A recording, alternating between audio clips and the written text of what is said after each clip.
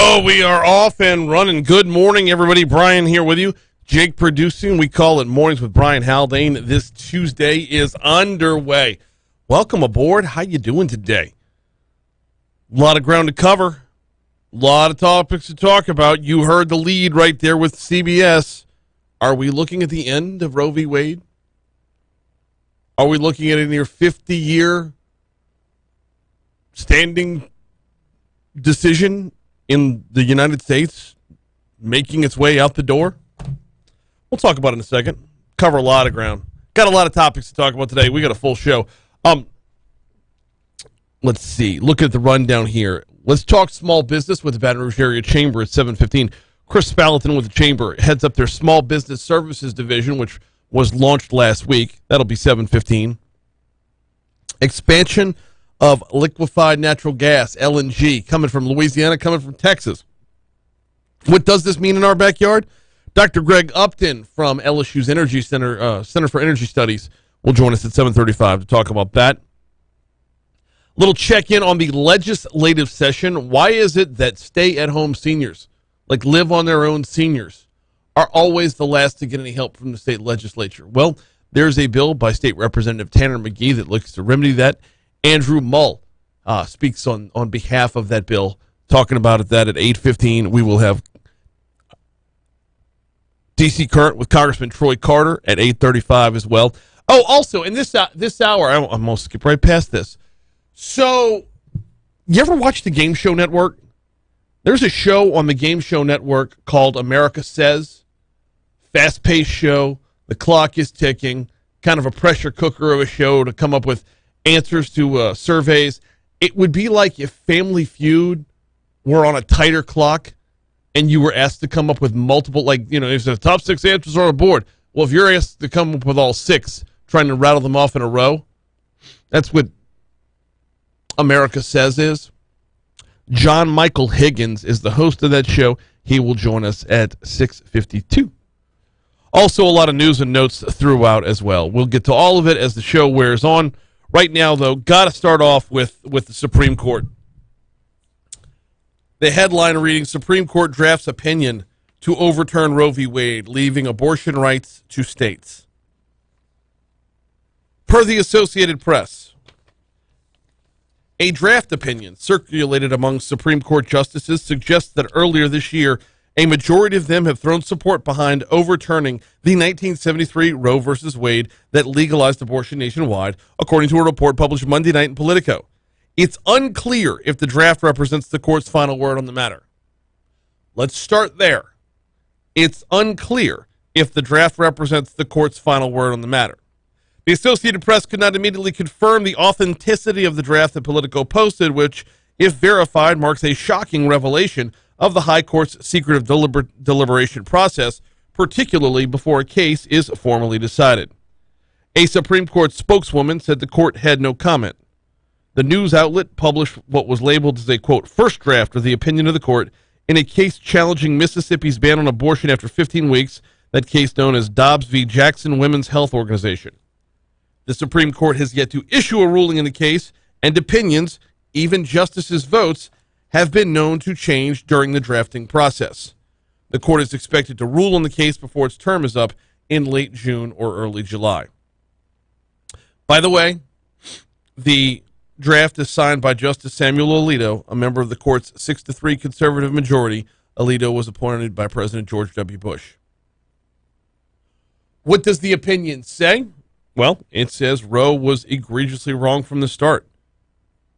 It adds, we hold that Roe and Casey must be overruled, referencing the 1992 case Planned Parenthood versus Casey that affirmed Roe's finding of a constitutional right to abortion services but allowed states to place some constraints on the practice.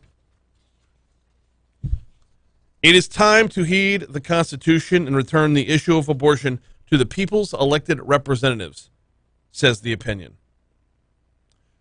And due to the constraints of time, I'm going to pause right there. We will revisit this throughout the morning on and off a little bit. But I do want to close this segment with a couple of thoughts. Number one, it is a draft opinion. It is not a final word. Be ready. Be ready for your social media feed to get absolutely toxic on both ends of the spectrum today. Be ready to lose friends. Be ready to have people speaking up on things that they have no idea what they're talking about. Be ready for one side of the argument to start dancing and the other side to start threatening to riot and burn down buildings. All over a draft opinion. The fact that this was leaked, which, when was the last time anything was leaked within the Supreme Court or to the outside from the Supreme Court? Roughly never. Maybe once or twice, but it's a rare, rare day. The fact that this particular draft opinion was leaked, it's oh so telling in so many ways. That being said, I wouldn't guarantee that it was someone who's opposed to overturning Roe v. Wade that leaked it. But again, it's going to be all the news today. It is going to dominate your social media feeds. And none of it is definitive yet. We'll pick it back up there later on in the show. Right now it's 6:12. Got to take a quick break. When we come back, we're talking sports next. LSU baseball looking like they're in the right position moving forward, and the Honey Badgers coming home. That's coming your way next on Talk 107.3. I'll do my thirds on the back end. I want to make sure I have time for both because that's a 30-second soundbite with Matthew.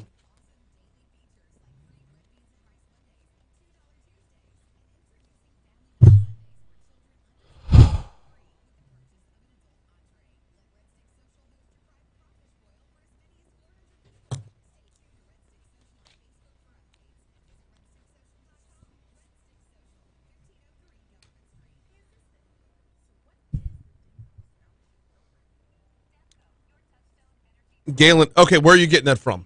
See, I as the words are coming out of my mouth, you did exactly what I just said was going to happen. The Roe leak is a campaign strategy to energize the liberal base ahead of the elections.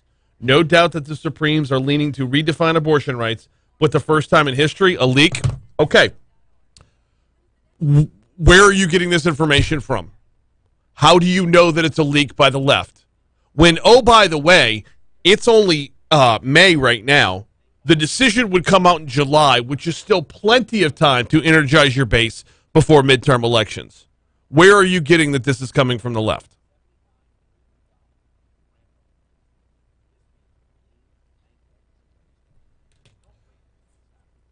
My gut reaction is that the leak isn't even politically motivated. The leak is coming from someone who's way, way too young and looking for clout.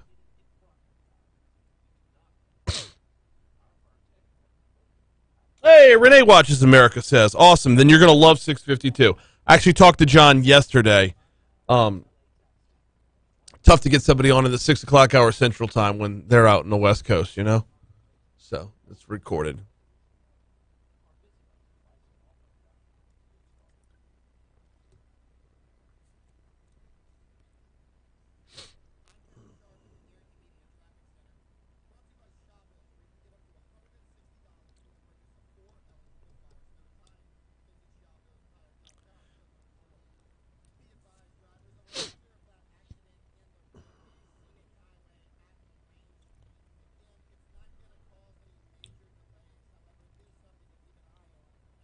Do I honestly want to address DMs on the air?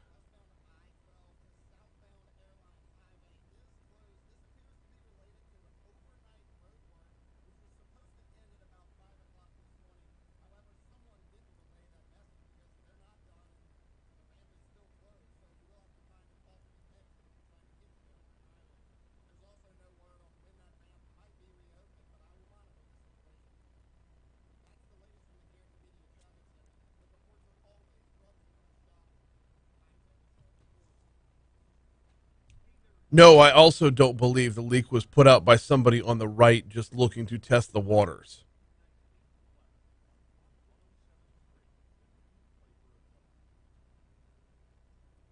Post on the YouTube, dude.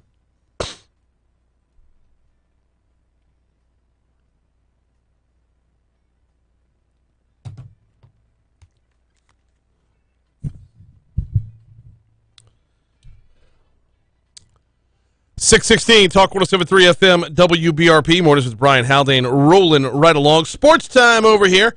And LSU is looking to move towards that home stretch on the baseball field following their series win over Georgia. Looking pretty good. Tigers have won 6 of their last 8. They're climbing in the power rankings as well. Cade Doty capped the weekend series with the Bulldogs. Walk-off home run style in Sunday's rubber match for LSU to take 2 out of 3. He says there's no time to look back with plenty of tough competition ahead. You know, our focus now turns to the midweek, and hopefully we bring the momentum that we have going forward and continue to, put good at-bats up there and, have successful pitching and really just, get the job done. Just a couple weeks ago in the regular season, stopping LSU's offense has been job number 1 for opposing pitchers, and it has not been an easy task. This lineup has lived up to the billing as far as the bats are concerned. Super deep. Dylan Cruz batting .328 this year. He's got 13 home runs for the Tigers. He says he keeps his approach simple. I mean, you have to stick to your plan no matter what, really. I feel like for me personally, if I stick to my plan every single AB, nobody's going to beat me. So for me personally, I just got to stick to my plan. And it's just like, down the middle, just looking for something to extend on, really.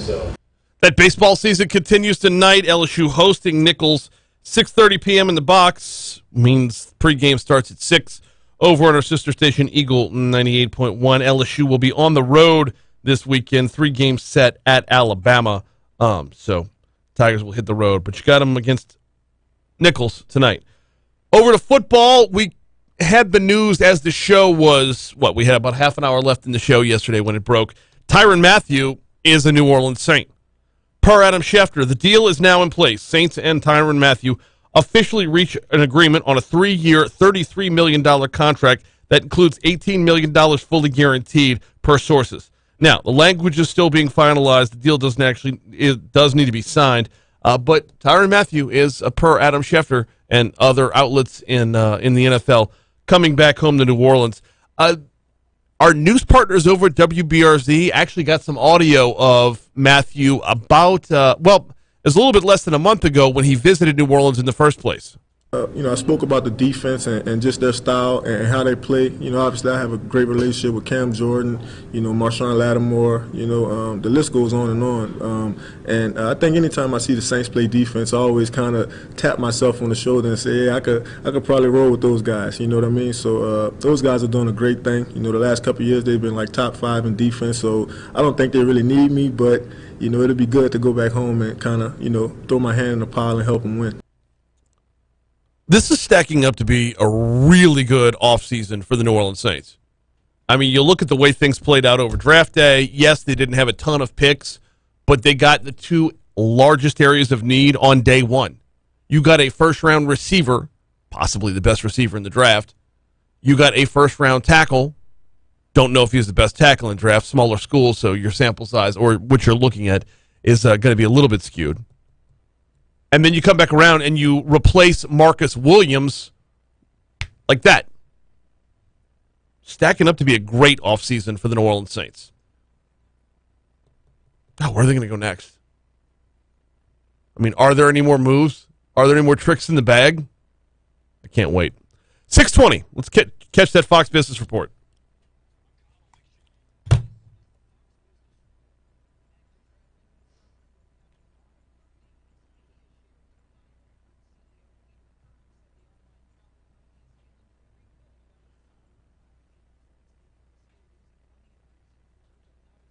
All right, so I'm going to do risk rating 2.0, the LRN cuts, and then knock out my Matherns, and then talk about cashless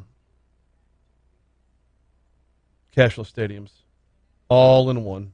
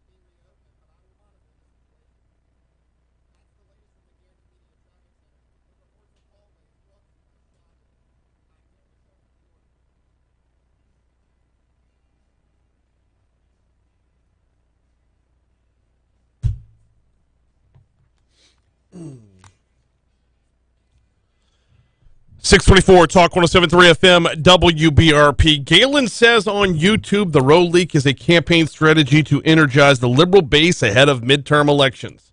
Well, technically he didn't say midterm elections. He just said elections. What do you think? Let us know on our YouTube feed. Mornings with Brian Haldane on YouTube. Sound off. There's going to be no shortage of commentary on this throughout the day. And if you're just tuning in and didn't hear the opening of the show, the Supreme Court, a draft opinion circulated among Supreme Court justices was leaked, suggesting that Roe v. Wade is about to be overturned. We're going to walk through the legality of this as the week wears on. I don't have any guests lined up to talk about this specifically because it is just a leaked opinion. And that's nothing etched in stone.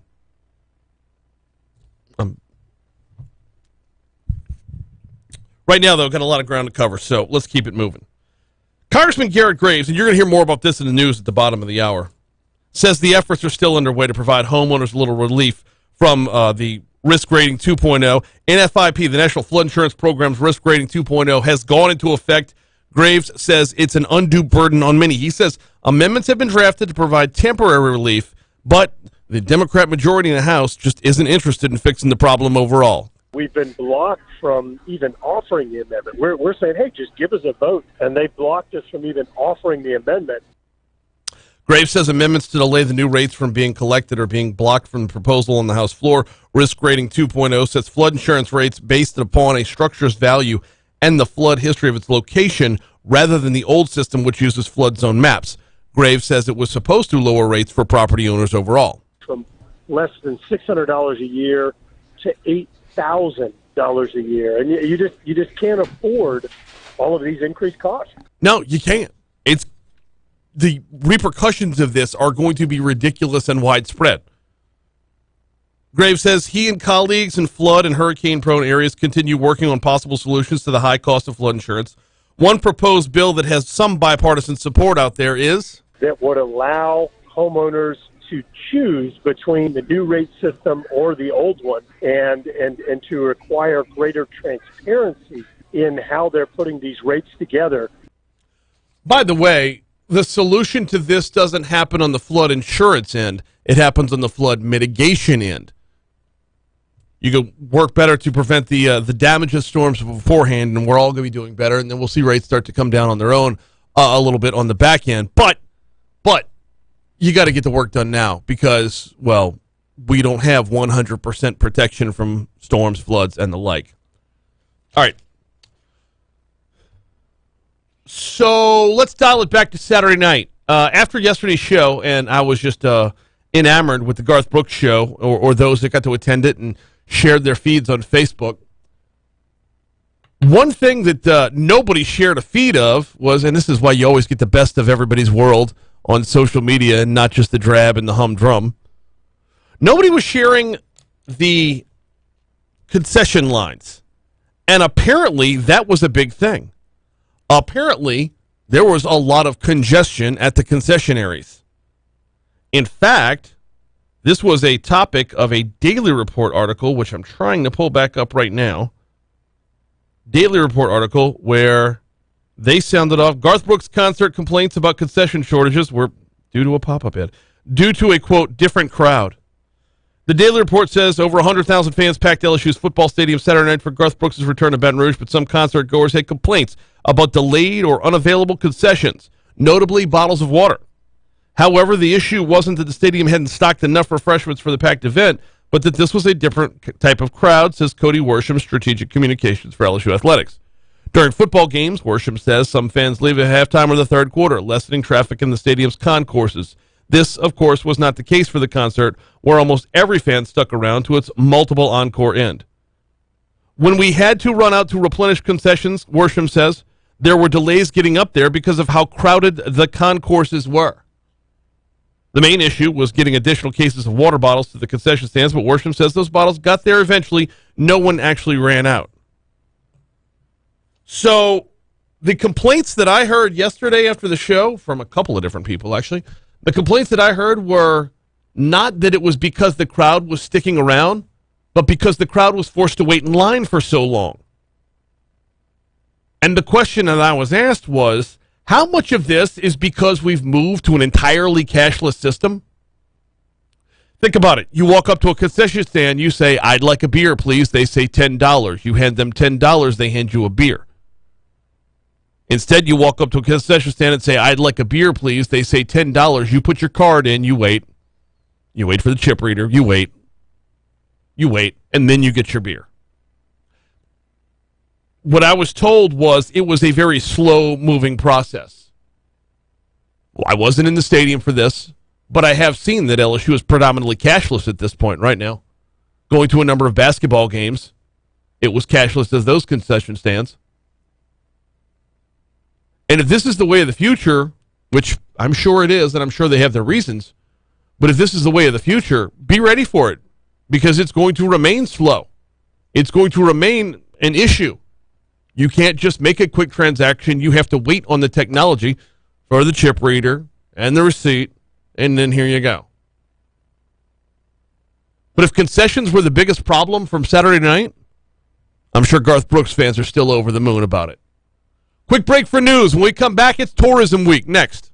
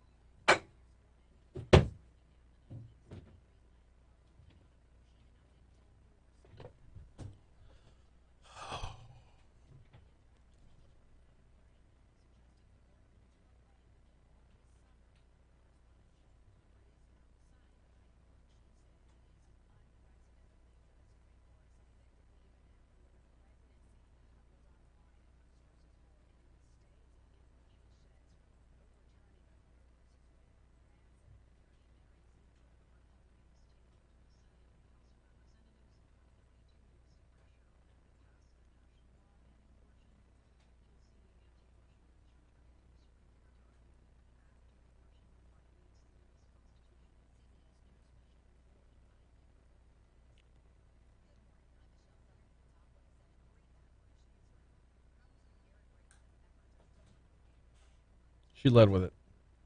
I wish I would have known Michelle was in, because if I'd known Michelle was in, I would have known she would have led with this and not the other crap that was out there. We as a country certainly need to redefine abortion rights. There is no Supreme Court ruling validating full-term abortions, nor should there be. How barbaric are full-term abortions? 1,000% agree. And here's the other thing, though. Even if they overturn Roe v. Wade, doesn't this have to go back to the Senate to reestablish a new law? Like, the overturning of Roe v. Wade isn't going to do jack diddly. Concessions were horrible. Cody's lying. Concourse was only crowded around the concessions. Right. Well, no, he's not lying. It just, if you're looking to restock the concessions and you need to get behind the concessions, you got to go through the line of the concessions. Cards are faster than some concession workers trying to figure out how much change if you buy multiple items. It's not what I was told, but then again, I wasn't there, so I'm the one guy in the stadium not impressed. I was disappointed it was the same set list, same show, nothing changed from Lafayette 5 years ago. Wow! I mean, damn, Nyquilus. That's harsh, bro.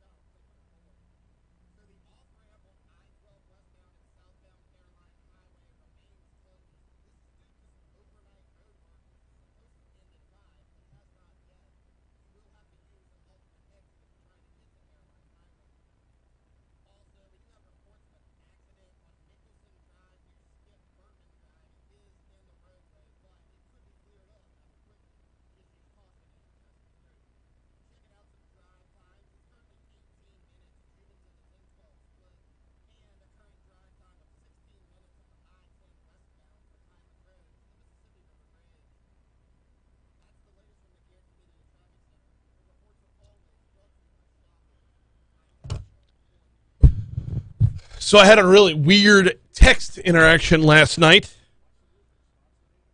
And is a wrong number text, which just took a very disturbing turn. So I blocked the caller, but check this out, y'all. I know this has nothing to do with anything. Wait, let me get back over to YouTube real quick. Am I missing comments before I do this? Galen says, cards can be much faster than cash. Call Publix and ask them how they do it. A second or two, and they have your money. Yeah, I know, but what I'm told was it was taking forever. It's like watching The Godfather. Still great, but you're not watching it. Oh, okay. That's a much better answer. All right, so check this out. 9:48 last night. I get a text from an unknown number. It says, Lena, how are you getting ready for our trip? I responded, packing everything. Where are we going? And the response is, isn't this the number Lena's been using? I'm curious why you say that. I said, nope, sorry, wrong number, just having some fun, with a little winky eye emoji. The response is, thank you for your understanding. You're a very polite person. My name is Mary. If you don't mind, what should I call you? I responded, don't sweat it. Mary responded, ha ha, I'm not worried. What's your name? I said, don't sweat that either. Y'all have fun on your trip. Mary responded, well, I wish you an early death. What the what? Boy, that escalated quickly.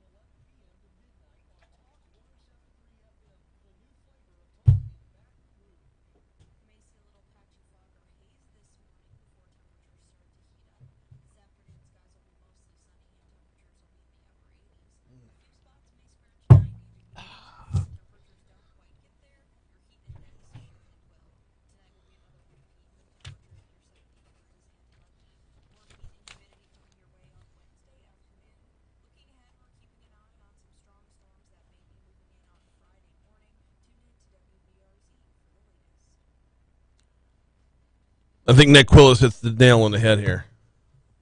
I'm going to say that on way.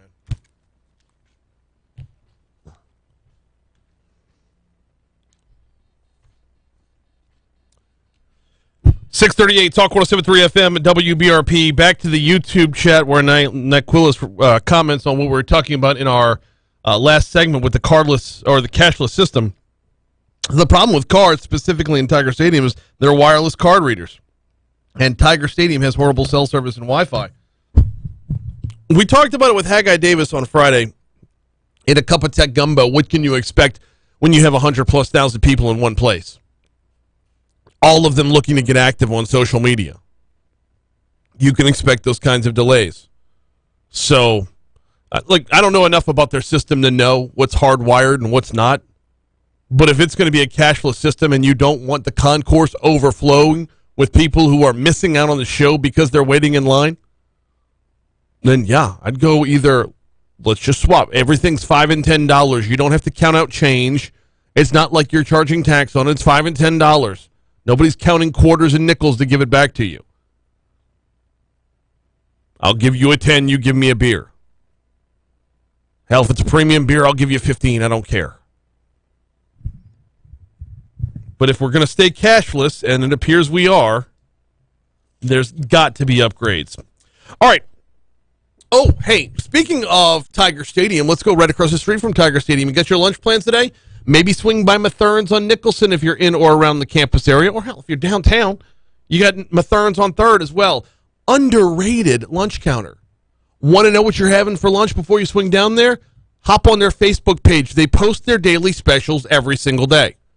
Hop on their Facebook page, find out what they're serving, then swing on by Mathern's. And even if you don't like what's at the deli counter, one of the best salad bars around. Go build your own salad. They charge you by the pound. Yes, you are going to get more than you want to eat. It just happens that way. And oh, by the way, if you need to pick up some groceries, they're here for you. Both locations of Mathern's. Downtown on 3rd Street or Nicholson in the Nicholson Gateway Shopping Center right across the street from Tiger Stadium. Yes, they're your tailgate headquarters, but they're here for you every day of the week at Mathern's. So this is National Travel and Tourism Week in Louisiana, and nationwide for that matter. Lieutenant Governor Billy Nungesser gave his State of the Tourism address in Baton Rouge yesterday afternoon. The folks at Hometown Productions were there. We've got some video. One thing I'm really proud of is our team coming up with new and creative ideas, first through social media and video conferences to promoting Louisiana around the world. Even when we were locked down, our teams were doing virtual meetings, toasting, sending packages around the world saying, hey, we're shut down now, but when we open back up, Louisiana wants to see you. So we kept Louisiana in front of everybody's mind while we were shut down. So as they were laying out itineraries of where they were going to travel or send people, Louisiana was always on the forefront of that. And I think those numbers are starting to show up in the people visiting Louisiana. Another thing we wanted to make sure we did is kept every event in Louisiana we could, like the LSU-Florida State game will be in the Superdome, the first game with the new coach. So important that we keep every event, conference that we can here in Louisiana. That's why we offered Louisiana Lagniappe early on. If you move your convention or conference to Louisiana, we give you free seafood for one night and a local band and musician. And we're going to continue to do that till all the hotels, restaurants are filled up and we're back to where we were pre-COVID. I love the part where he says we're going to continue to do that. And number one, because the number of local musicians who get a gig out of it is awesome. But number two, it is how we put our best foot forward and how we sell the state overall, especially at a time where everybody's just now getting back around to kind of refiguring out where they're going to go for their next event. Do we even need an event? We did things over Zoom for 2 years. There's no reason for us to pay for a convention. Oh, here's a little added bonus into that package. I am curious. Has anybody been to a convention in Louisiana that has featured the seafood he's talking about or the bands he's talking about? I would love to know how it plays out in real life. You know where I'm going to send you, the YouTube page. Mornings with Brian Haldane. Comment. Let's have a little discussion during the next break about that. In the meanwhile, Tourism Week continues all week long. The Lieutenant Governor's schedule is packed. I'm guessing we're probably going to hear more from him as the week wears on. So I'll set that aside instead of crumpling it up and throwing it away. We covered the Roe v. Wade news, such as it is. It's not, I'm hesitant to call it news just yet because it's a draft opinion that was leaked. And the Supreme Court very, very rarely, and I mean rarely, leaks anything. It's been like since Dred Scott that we've had anything leaked. Maybe something in between. But it is kind of big, and it is monumental. If it plays out the way the draft opinion plays out. We don't know yet, and we can't know yet. So tread lightly on your social media today. Do not do victory laps on your social media today. Conversely, don't impugn anybody on your social media today. There's no reason there's no reason to jump to conclusions until there's a reason to see those conclusions. It's going to get bad. Any Hoosers, that's not the only thing going on right now. There's a lot going on. There's a lot going on locally right now. In fact,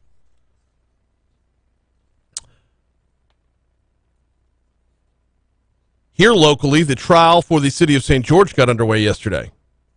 An organizer of the voter, this is coming from Joe Guyan at The Advocate.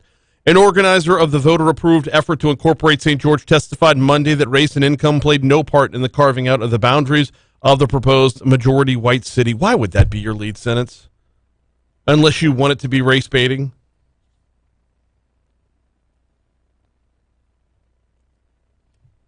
An attorney for East Baton Rouge's mayor-president challenged Chris Riles on that point, noting the predominantly black and low-income Gardeer area was originally included in the proposed St. George boundaries during a 2014 incorporation attempt, but excluded from the proposed city that voters backed in 2019. The proposed city is middle to upper middle class.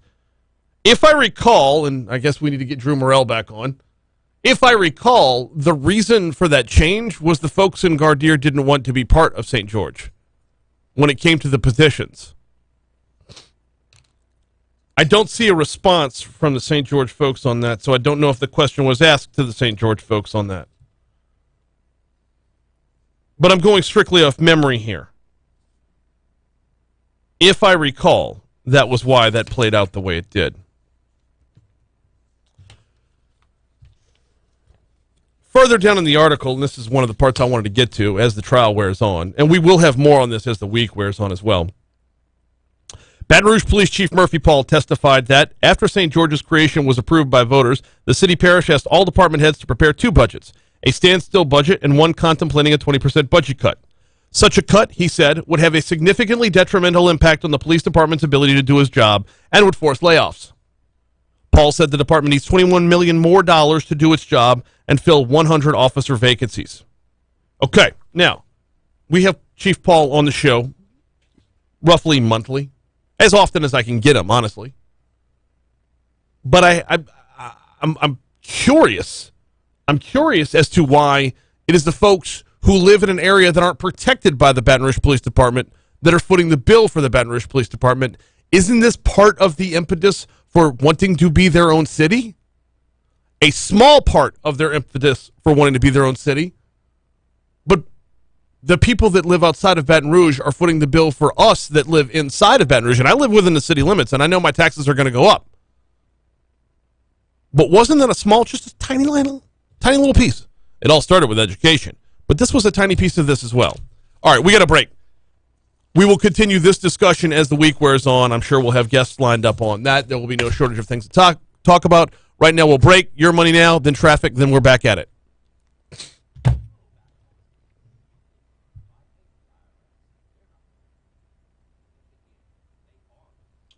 The city annexed that whole L'Auberge area, right? Yes, they did. A whole lot of vacant area that was going to be developed.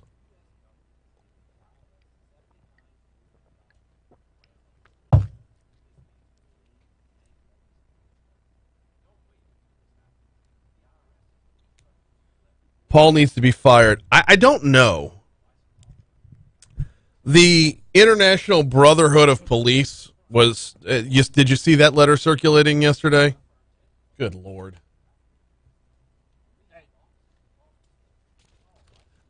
So, here's the question. Why does Chief Paul need to be fired? Because crime's so bad.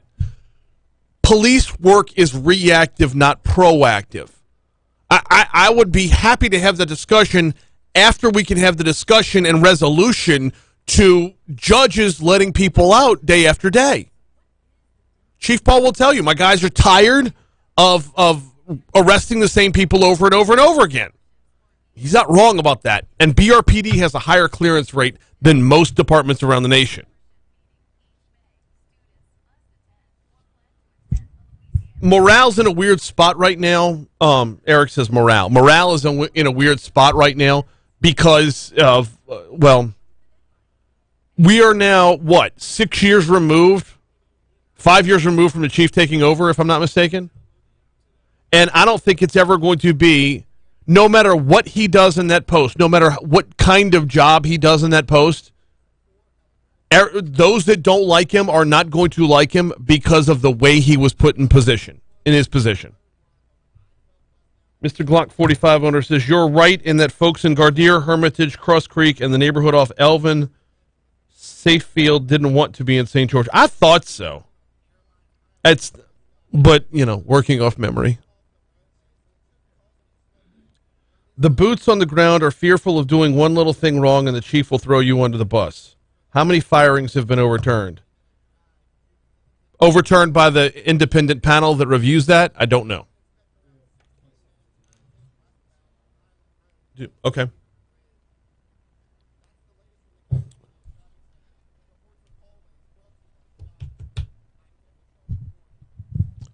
We are going to check your money now in exactly 20 seconds. Enough time for me to send you to talk1073.com. Sign up for our 5K giveaway. You've been hearing the spots running. We're giving away $5,000. No, it's not a 5K that you'd run. This is $5,000 we want to put in your pocket. Plus, There's some other cash and prizes along the way as well. It's at talk1073.com.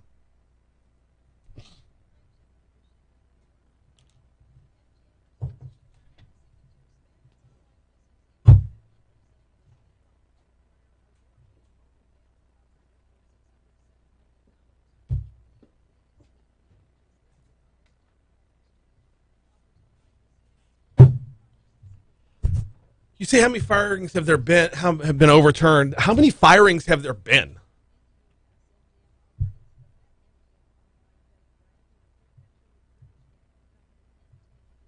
It's not his fault. These commissioners are Soros-like with the bail. That's a good reference. I'm pretty sure you can dive right into the John Michael Higgins thing. And how long is it?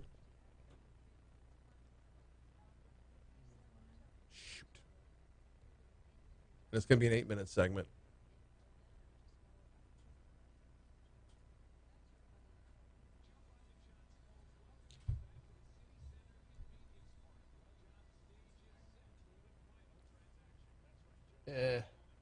All right. No, because it's Supreme Court stuff. Well, hey, we'll get towards the end of it, and I'll jump in.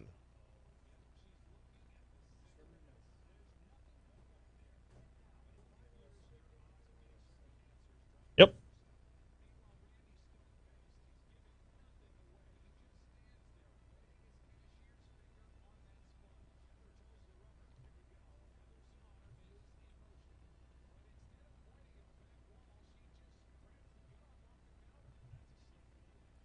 What is the trial about? Everything was done by the book, so how can they question the legitimacy of St. George? Because people who don't live in St. George didn't get to vote as to whether or not there will be a city of St. George was one part of it. And wait, I'll be back. We're going to do the interview here. You might know him from the Christopher Guest films. You might know him from Pitch Perfect. But if you've been keeping up lately, he's been absolutely crushing it on a game show called America Says. Time to welcome back John Michael Higgins at Talk 107.3 FM. How are you, sir? I'm very well. Since you last talked to me, I've done nothing but age. So I'm really, I tried to stop the process, but I couldn't quite figure out the trick. Embrace the process because you just get better with age. So last time I had you on, you introduced me to America Says, and we'll reset what it is for everybody in just a second. But I'm floored by this show. I am enamored with this show. Every time I turn it on, I can't get enough of it. So for those that are as yet uninitiated, what is America Says? Well, it's a survey game show meeting.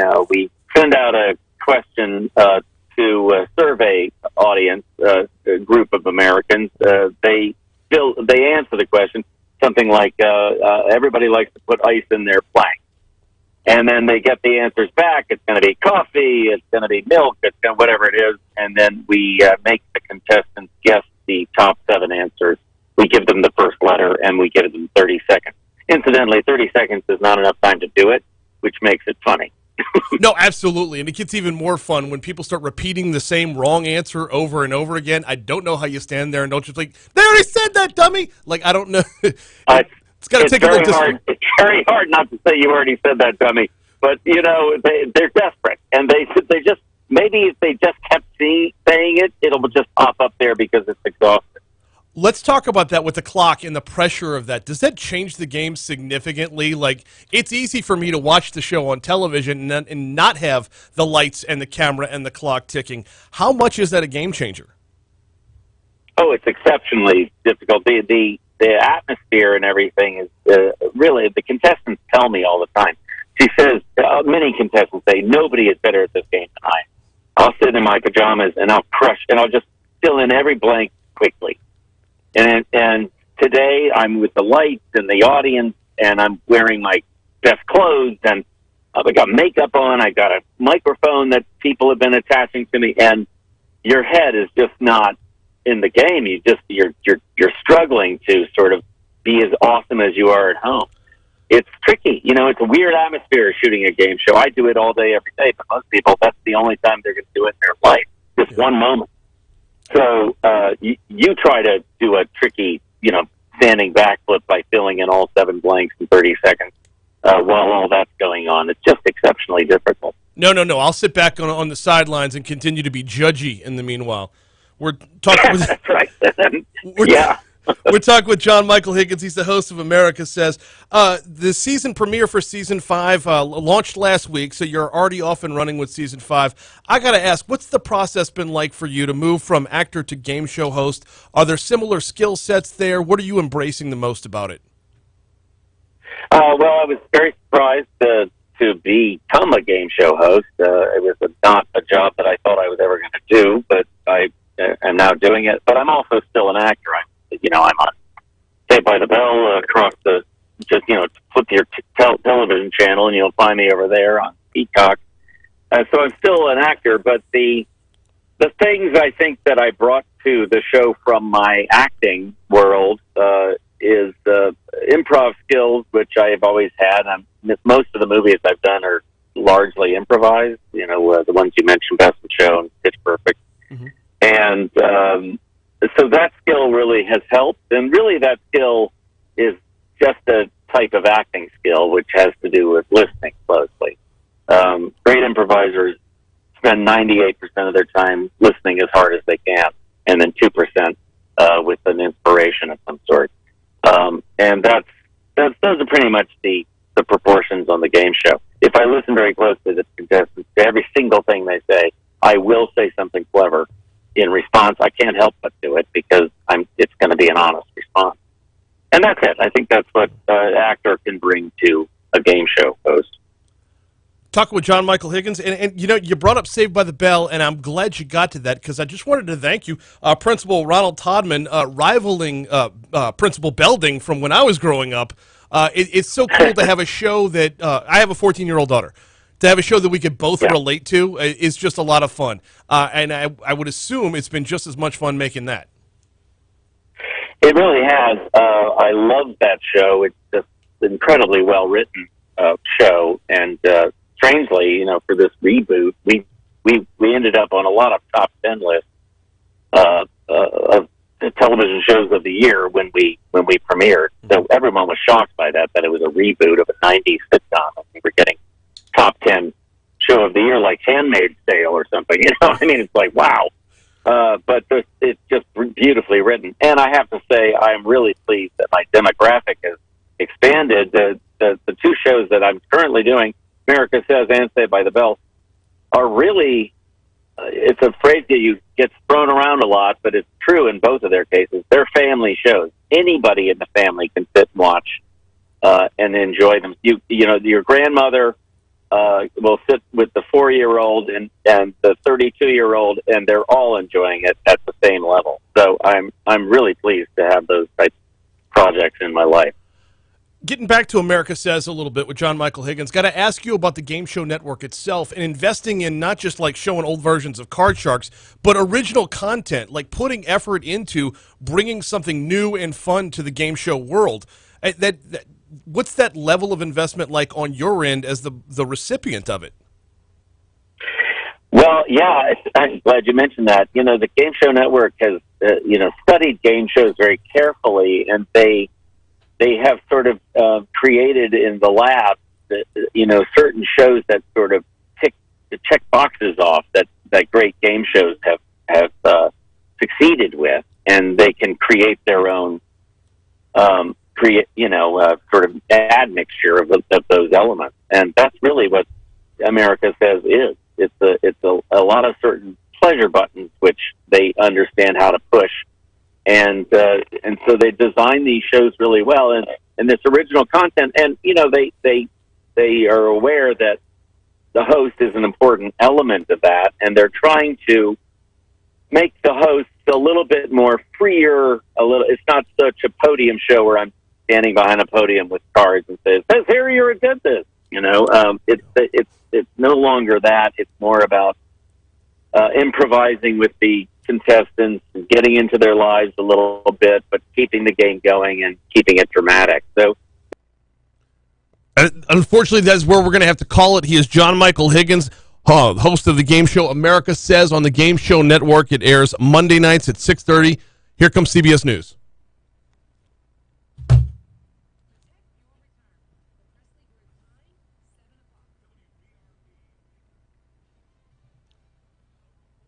Dang it.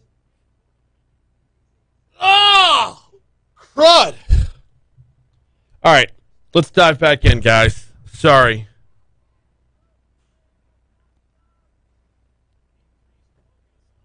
All right. I'm reopening everything. Hang tight.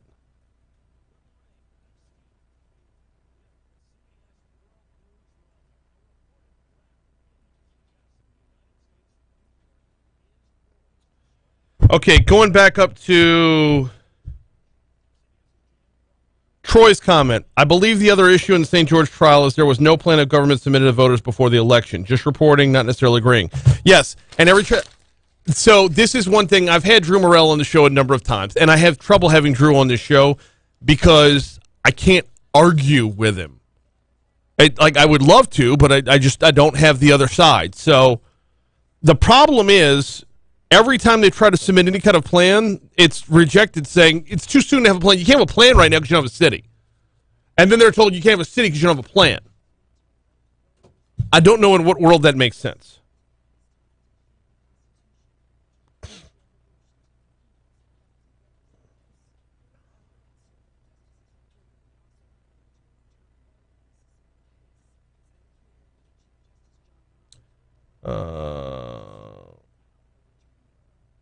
Water. The Baton Rouge Water Company is on Goodwood, right behind police headquarters.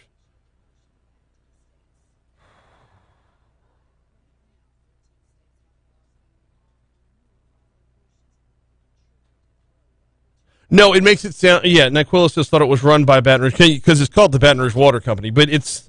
I thought the same thing for the longest time as well, but it's interestingly enough not. I believe waste would be privatized. They would have a police department, which would consist of, I want to say they're planning on having 2 people.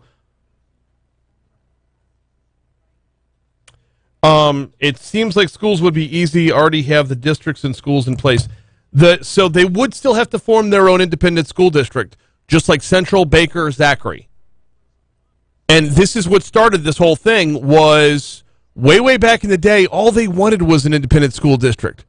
All they wanted was to send their kids to schools that they had a little more control over, a little more sway in how they were funded, participated in, and the like. And they were told by our now mayor, then state senator, Sharon Weston Broome, said, you can't have a school district because you don't have a city. And they said, okay, we'll see about that.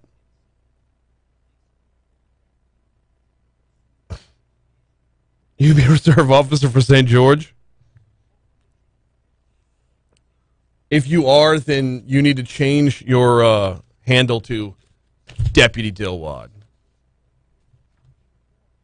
I like it. I like it.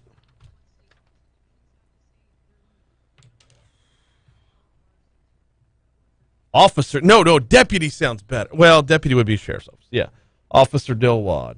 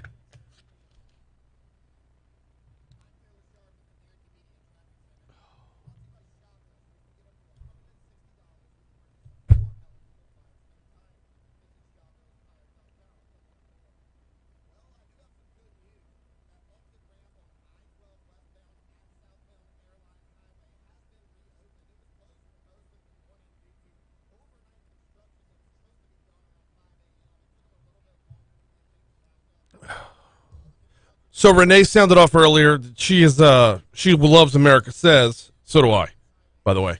Have you seen it yet? Have you checked out anything on the Game Show Network? Because they really are doing some cool stuff.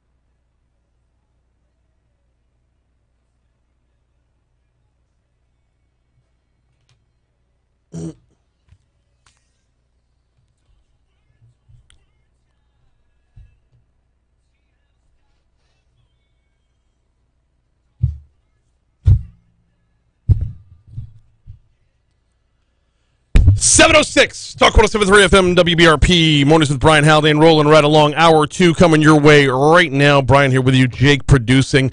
Welcome aboard. Little recap on that last interview with John Michael Higgins from America Says.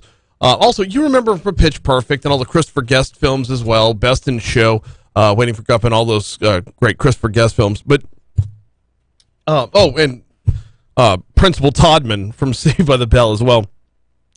I hated to do that, but we had to cut it off due to the constraints of time. There was no way we were going to miss CBS talking about the Supreme Court and Roe v. Wade.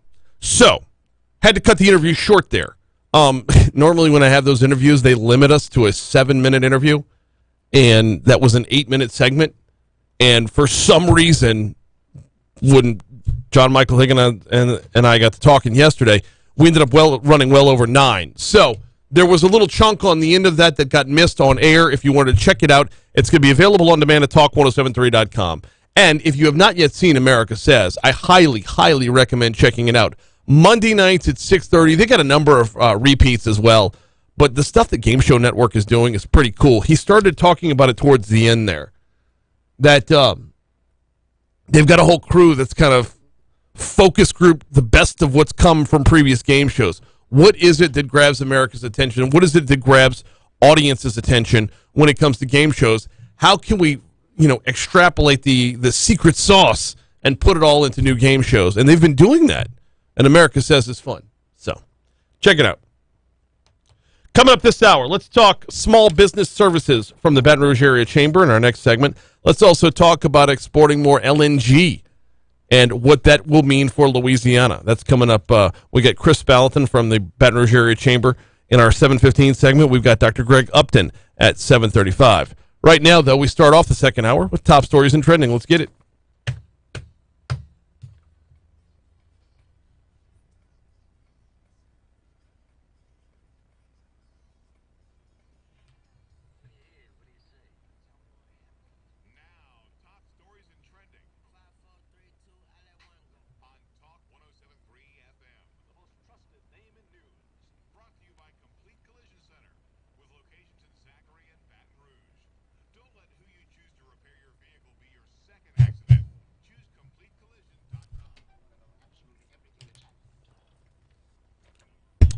A man accused of killing a woman after he ran a red light while racing away from police Saturday is tied to the same group that took credit for clogging up College Drive on Saturday night. Baton Rouge police said 22-year-old Darian Rogers was trying to get away from officers in his Dodge Charger when he plowed into another driver at Scenic and Fuqua around 10 p.m. Saturday. In a news release, police said they tried to stop Rogers after he was seen driving the wrong way on Choctaw Drive near Acadian Thruway. The department says Rogers refused to stop for police, reached speeds of greater than 120 miles per hour. The driver inside the vehicle that was hit, 49-year-old Sherelle Weston, died at the crash scene. Another driving incident. A driver was arrested early Sunday morning after ramming into two East Baton Rouge Parish Sheriff's Office units, taking out a mailbox at the end of a lengthy police chase. According to the sheriff's office, deputies saw two Mustangs about to race near the area where reckless drivers did donuts after the Garth Brooks concert. Deputies said one of the drivers drove away when they saw the police unit roll up. The other began to drive erratically. Deputies said that driver, 22-year-old Desjuan Varnado, ran through a red light, raced down Perkins at about 80 miles an hour, crossing the center line 3 times. According to the arrest report, Varnado sped past the state police office on Highland, then did a U-turn at the entrance of CCL, Country Club of Louisiana, before turning around and crashing into the front of an East Baton Rouge Parish Sheriff's unit. Deputies said Varnado left the accident scene, raced back towards Highland Road, where he hit another unit head-on. He was charged with reckless operation, disobeying a red light, aggravated battery, resisting an officer, aggravated flight from an officer, possession of marijuana, 2 counts of aggravated assault on an officer, and 3 counts of hit and run.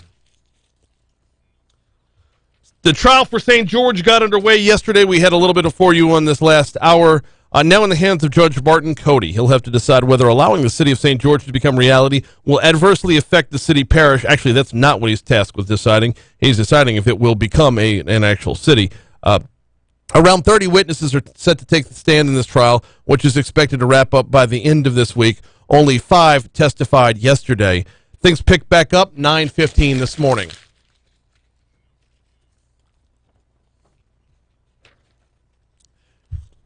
Sad news on the Nick Toulier front. Nick Toulier, who was shot during an ambush targeting law enforcement nearly 6 years ago, is once again fighting for his life in the hospital. Family members said yesterday the East Baton Rouge Parish Sheriff's deputy was in critical condition due to a worsening infection. In a post provided through social media early that morning, they said doctors don't know how much time he has left. Toulier was among several officers shot on July 17th of 2016 when a gunman opened fire near a gas station on Airline Highway, a short distance from BRPD headquarters. Investigators said the attacker specifically targeted law enforcement in that shooting. 3 people were killed, 2 BRPD officers and a sheriff's deputy. It was Montrell Jackson, Matthew Gerald, and Brad Garofola. Toulier was struck in the head by gunfire. He was among 3 others wounded in that attack. At least 1 person was hurt in a shooting along Gus Young Avenue late Monday night. According to the Baton Rouge Police Department, the shooting happened shortly before 10 p.m. in the 4600 block of Gus Young Avenue. Officers said the victim suffered non-life-threatening injuries, and that is all the information we have on that event. Those are your top stories. Here's a look at what's trending this morning. Right around the corner, actually right behind where I'm sitting right now. A full gospel choir was on hand for the funeral of civil rights attorney Johnny Jones Sr. up at Mount Zion First Baptist Church in Baton Rouge. Was only half full for the service. Those who did come included Black political and business leaders. Jones was hired fresh out of law school to work on the 1953 bus boycott in Baton Rouge, 2 years before the one in Montgomery, Alabama that was led by Dr. Martin Luther King. The attorney also helped desegregate lunch counters in the state. Despite his heavy workload on the civil rights front, he was, on top of that, he also fought in World War II, was wounded in the 1944 D-Day invasion, was not awarded a Purple Heart until last year, 77 years after he was hit by shrapnel on the battlefield. Jones was buried at Louisiana National Cemetery in Zachary with full military honors. Those are your top stories in trending. Quick break. When we come back, let's talk BRAC's Small Business Services next.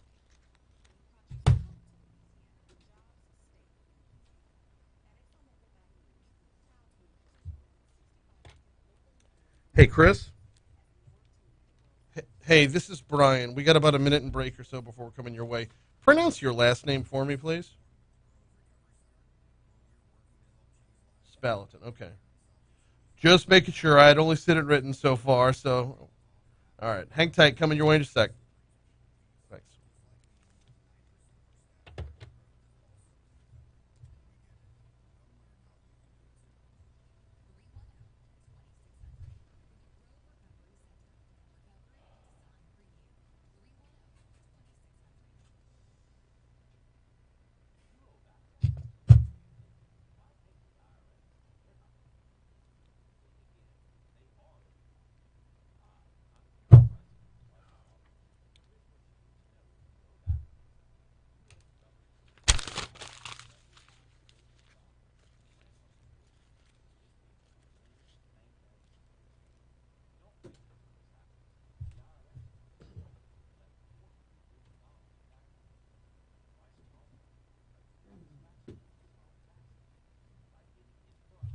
I think this little Saturday night drag racing stunt might have, they done messed up.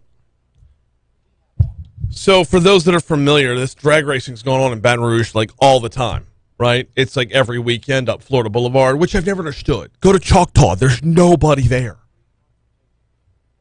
Regardless.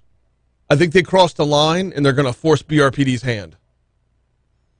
You're about to see them get cracked down on. Oh, nuts. I missed a button. Oops.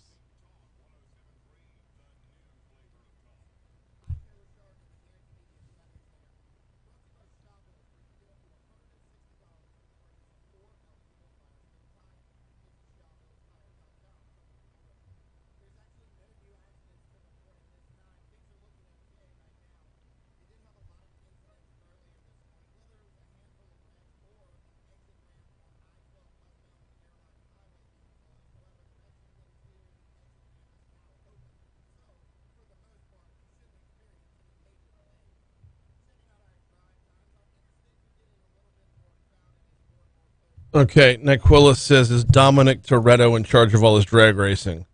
I've never seen Fast and Furious, but I'm assuming that's where that comes from.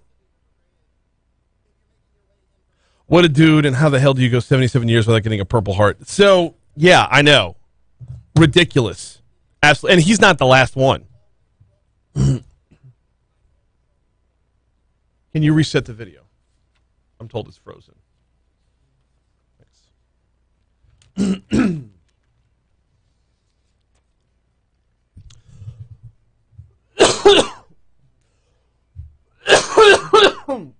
Excuse me. Wow. 7-7. Excuse me. Sorry, y'all. 717, Talk 107.3 FM, WBRP, Mornings with Brian Haldane, rolling right along. It was announced or made official last Thursday. The Baton Rouge Area Chamber launched their Small Business Services Program. It's led by a new permanent position within the BRAC staff. That position is tasked with connecting the region's small businesses to resources, information, and networks to grow. Chris Spalaton is the manager of Small Business Services. So I said, let's get him on now. Chris, welcome aboard. Welcome to Talk 107.3. How are you, man? I'm doing all right, Brian. Thanks so much for having me on. No, glad to have you on. Glad to be talking about this. This is an area that I think, well, clearly has been underserved in the past and was worthy of addressing. So let's dive right in. Tell me all about the program.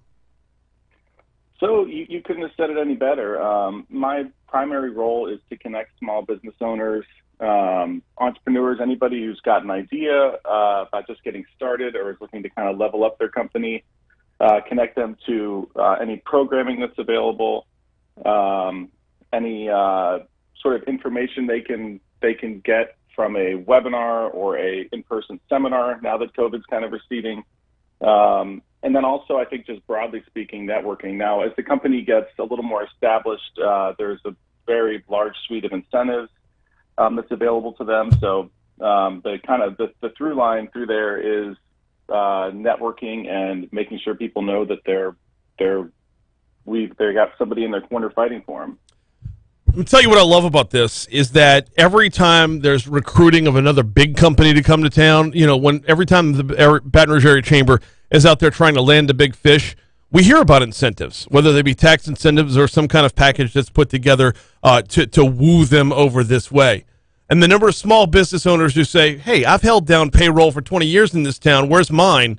This addresses that directly.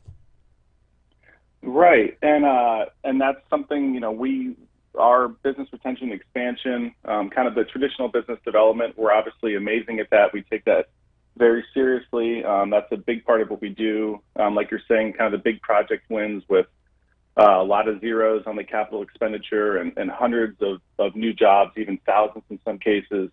But you're right. There are a lot of resources out there and incentives. I've been meeting with companies since January, and I'm still finding new things, making new connections. You know, a lot of it for me is finding the right person to talk to, which I know sounds kind of like a smoke-filled room or something, but the truth about it is that, you know, certainly at BRAC, but all these other organizations that are working to help businesses, small, medium, and large, you know, we're all in this together. So our main goal is the success for these businesses. So even something like through LED, they have a program that'll help small businesses with their marketing needs. That could be as simple as getting business cards printed or getting a website kind of polished up or professionally done. There's also something through LWC for professional development, and I think that's up to $3,000 per employee. And you're right, a lot of small businesses don't know that these resources are there, and they're there for them, and they're just ready to be utilized. I said you said up to $3,000 per employee? Yeah, so that's like professional development. I'm actually partaking in the program right now, pursuing my MBA at LSU.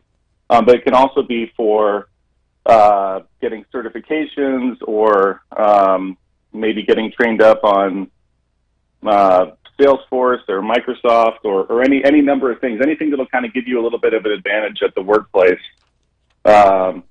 Yeah, I don't want to name too many specific programs because I don't want to play favorites, but there's a lot out there. No, there's no reason to put them all out there right now. Let's make your phone ring a little bit with a piqued curiosity for sure.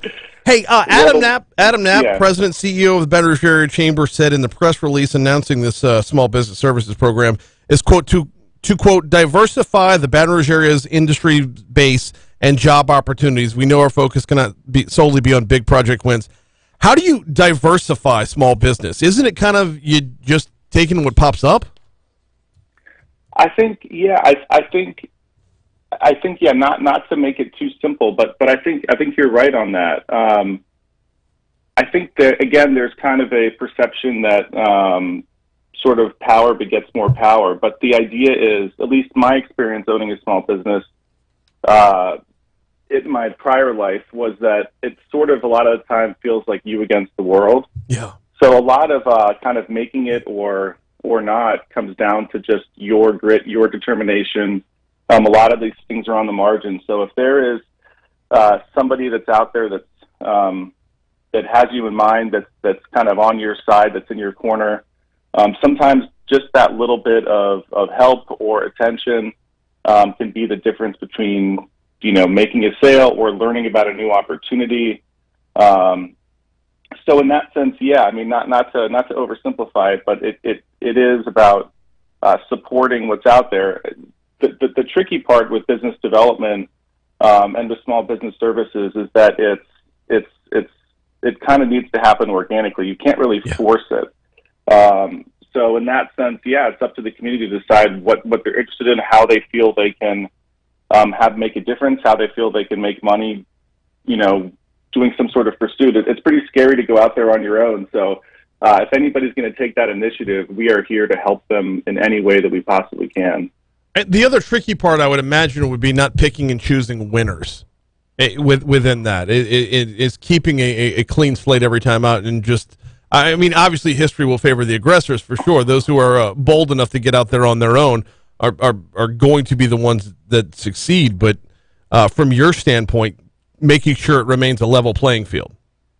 Right, and that's kind of the fun part for me, because this is I've been meeting with companies since January 1st, so this is still relatively new for me. It's a new program, like you're saying. It's been announced that it's now a permanent position, but this is a new undertaking at the chamber. So it's almost like that is a potential worry, I think, maybe for a little bit down the road. For now, it's kind of first come, first serve. Yeah. We are kind of adjusting to the needs that we hear. A lot of what I do is I'm out there kind of listening. I meet a lot of folks for coffee. I like to say I'm the most caffeinated person in Baton Rouge. So I think this first year is a lot of discovery. We're trying to hear what the needs are, where the opportunities are. There is an element of my job where I sort of interact directly with the small business service providers. Again, my role is to sort of connect the businesses themselves to the existing infrastructure that's there, whether that's within the chamber walls or our partner organizations. So yeah, part of my responsibility is to kind of identify where some gaps are and how we can better serve the business community. Well, let's follow down that path. What are the needs? Where are the gaps, and where are the opportunities? Oh boy, that is certainly a work in progress. But I think for part of this is interesting because I've only been, we moved to Baton Rouge right before the pandemic. So we bought our house the week of Christmas 2019. So I've only ever sort of known the region during the situation. The reason I say that is because I think it's been kind of like a before and after type situation. So I think for a lot of folks, I would say the main challenge for me is just overall awareness. And that goes for both the small businesses themselves, knowing what's out there, but also even the service providers themselves, who, there's a lot of concern for duplicative services and making sure that we're, again, like serving the actual needs. So I promise I'll get you a better answer than that. But but I would say that the number one challenge is always kind of reaching your target audience. There are some folks that are just getting started that need help with kind of nuts and bolts, like business plan. When you get a little more established, you need more help with HR, making sure that you are taking care of your employees, that you have a reasonable way to attract good talent. Once you have them, you have a plan for keeping them. You can kind of go all the way down the line to having a growth strategy, to trying to grow out a market. Again, we have wonderful resource partners, so that's kind of the fun part, is making those connections. But you're right. As I go, I am sort of trying to get a sense of what the needs are. So in that sense, it's really exciting. It's like every day I get to meet with a new company and try to help them out. Kind of a cool perspective, guys. You moved here just before everything shut down. So, hey, where'd you come from? Let's talk about you for a minute. Where'd you come from? Where'd you move to Baton Rouge from? Yeah. So we moved here from Los Angeles. I met my wife in about 2009. That was right when I started a small business of my own. So she is born and raised here. So yeah, the timing was, we certainly didn't plan it that way, but we had started a family in LA, and the other LA in Los Angeles. And I think we were both looking for, kind of in the mindset of finding a way to give back to the community and a little bit of a change of pace. And we were kind of in that mindset when the Woolsey fire went through and burned West Los Angeles, including our neighbor's house, to the ground. So that was sort of the tipping point. So then it took us about a year to sell the business, to sell our house, and we love it here. We're right down the street from her folks, where she grew up, and we have two little kids. So especially as we're kind of coming out of COVID, we're able to play soccer, and our son's going to kindergarten. So it feels like we're, I guess, getting back to normal, whatever that is. I mean, well, it's enduring humidity and squaring off with hurricanes as opposed to a fire rolling through the neighborhood, to be sure. How's the adaptation been? I mean, we're a good 3 years in, but it hasn't been a normal 3 years. I mean, are you full on like purple and gold at this point? Can you peel crawfish? Where are you on the Louisiana spectrum? Well, yeah, so I am going to LSU, which has been great. And there is an element of my program that's on campus. I've got an awesome team that I'm working with over there. The real exciting thing about crawfish is, for the first time, our 5-year-old son, about a month ago, had his first crawfish, and now he can't get enough of it. So we're raising them right. You're doing something right. 5 years old, yeah, they're in, for sure. That's awesome. Hey, for those that want to contact you, for those that want to reach out to find out more about the small business services that are out there, where can they reach you? So the thing I hate is when people say, "Oh, check out our website," but I'm about to do that right now. So I got a long name. So if you can go to BRAC.org, you'll find me on there under Small Business Services, which is under Economic Development. If my name is my long name is Christopher, so it's Christopher S at BRAC.org is my email, and that's another easy way to reach me. But if you reach out, we'll get going. We'll set up a coffee, and then we'll take it from there.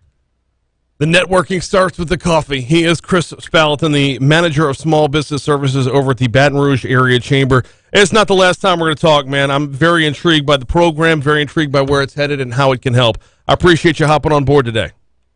Thank you so much, Brian. Have a great day. You do the same.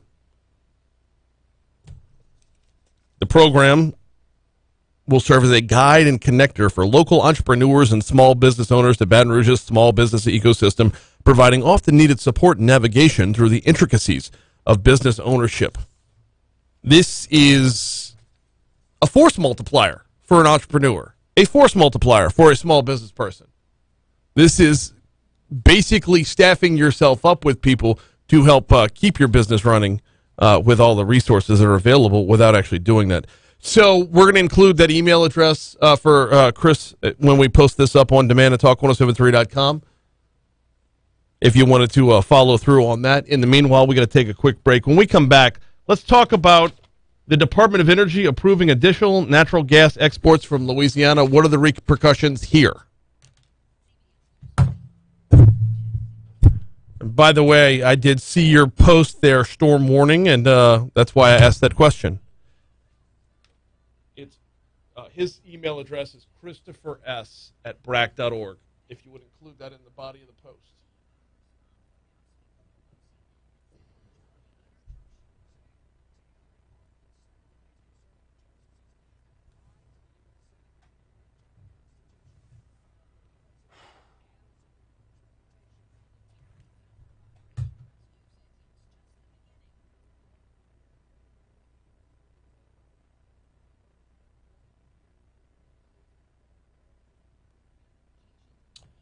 All right, where are we at?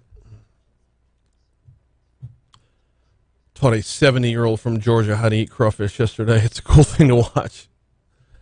I don't know if I have the patience to teach that.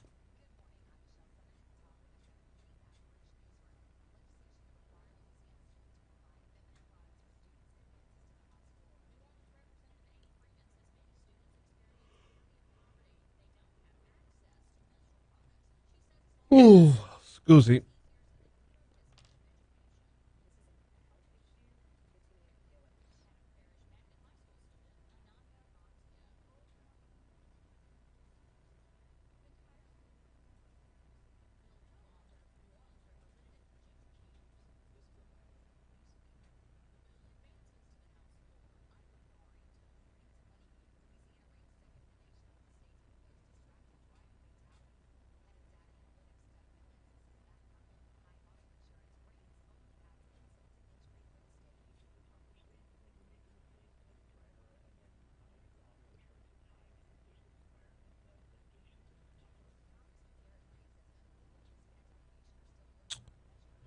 Debbie says NOPD back in the 70s closed the street along the driving range in City Park to try and stop drag racing and parking of cars. Car enthusiasts will find a place.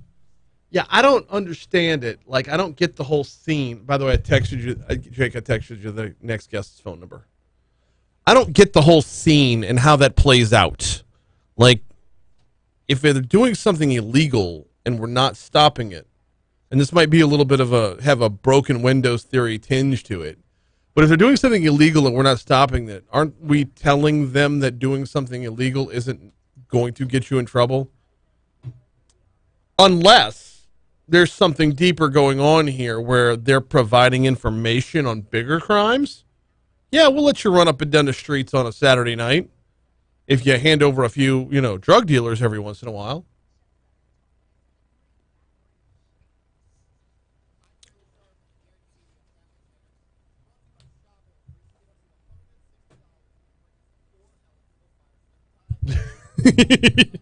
I'll get it after we binge Fast and Furious. Yeah.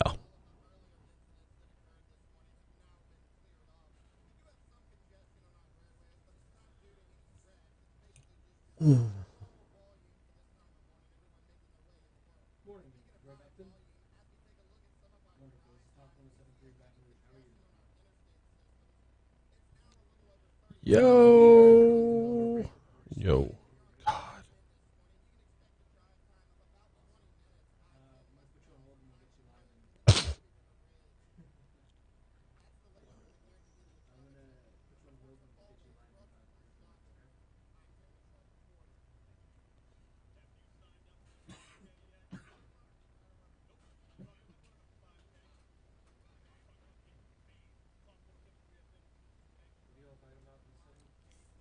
The U.S. Department of Energy approving additional natural gas exports from Louisiana and Texas.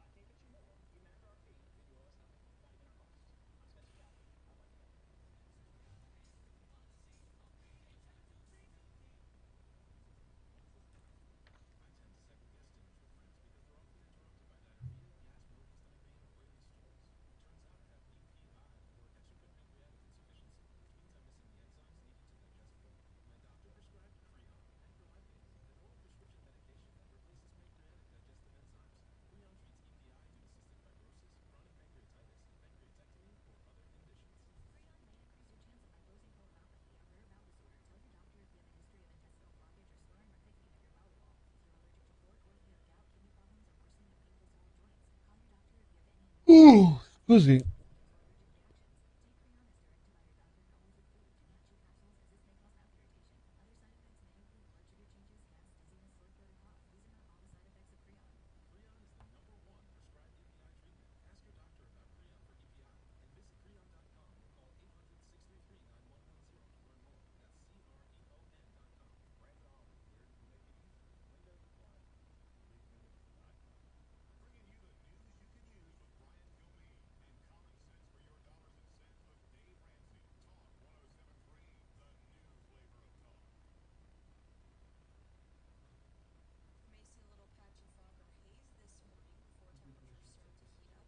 Okay.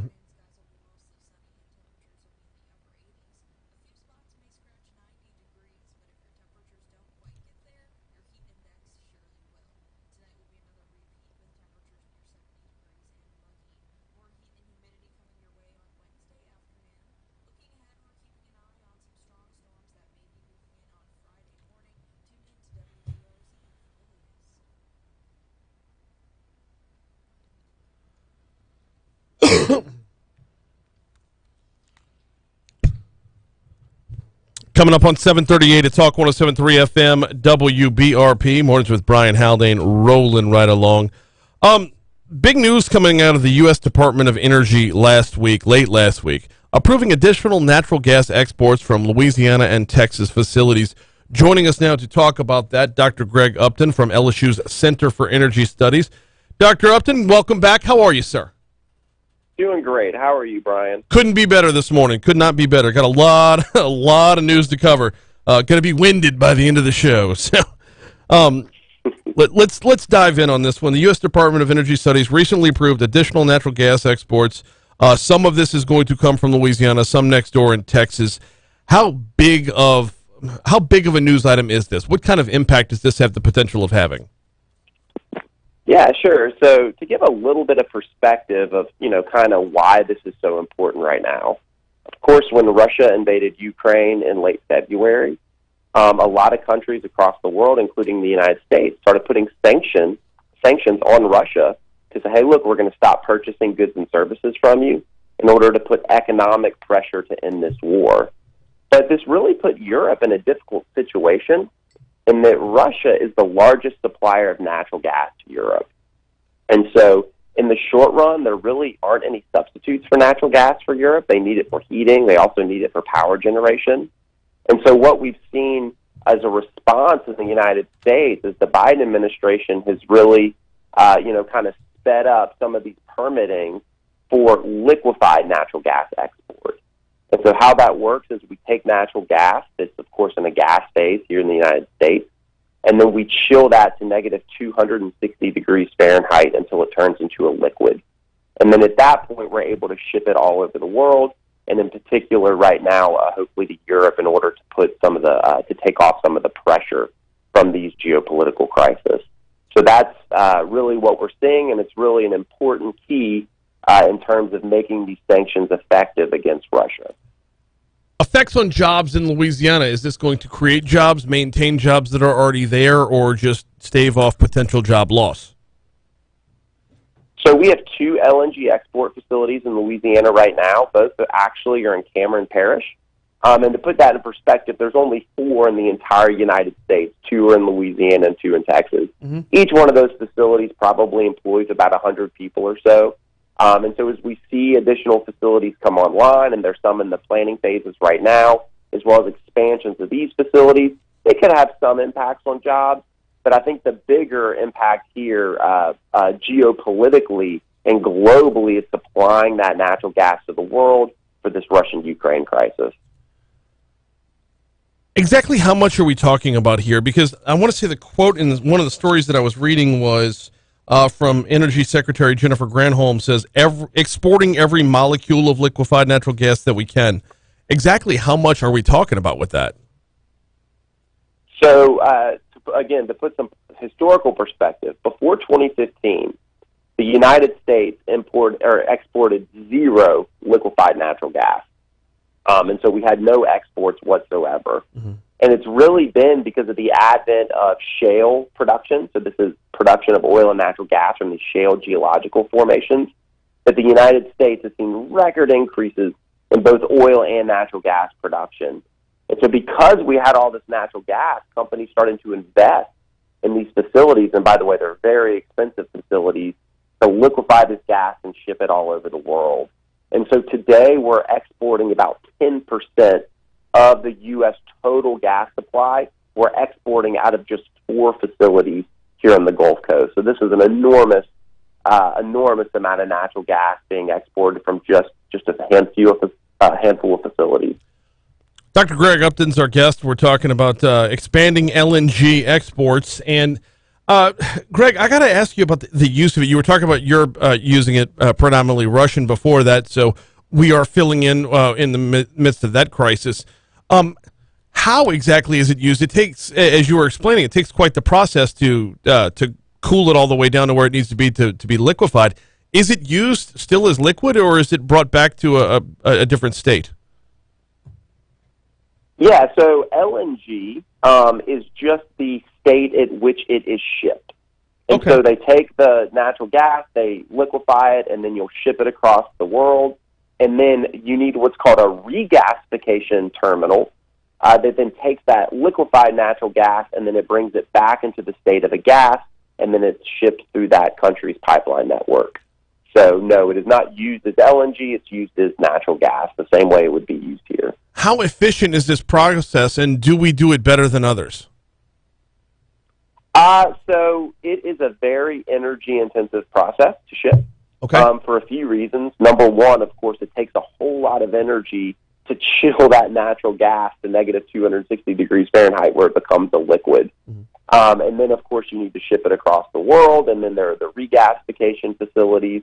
And so the United States right now, but I think just now, will become the largest exporter of natural gas in the form of LNG in the world. Before that, it was Qatar in the Middle East. And so in terms of the overall efficiency, probably our facilities are more efficient just in that they're newer. But yes, it is a very energy-intensive process.